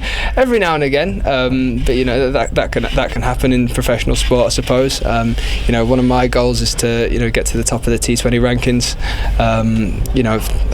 I was second for a while there, I think maybe a couple of years, and third now. I'd like to establish myself right at the top of that. Going around the world playing just T20 cricket, it has its high and low points, but when you're playing well, you just want to capitalise and show everyone how good you are. Last question is a parochial one. A word on Ireland. Not easy.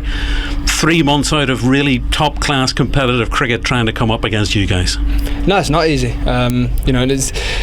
It was a good wicket in the end, but there is a little bit there for taking the pace off it, and there's always a bit there for the new ball. It's a bit of a banana skin, I feel. If a side puts the ball in the right areas early on, I think it can be tough for anyone that comes here. So again, I think they batted really well. And I think we did a good job to chase it down the way we did, although it might have been untidy here and there.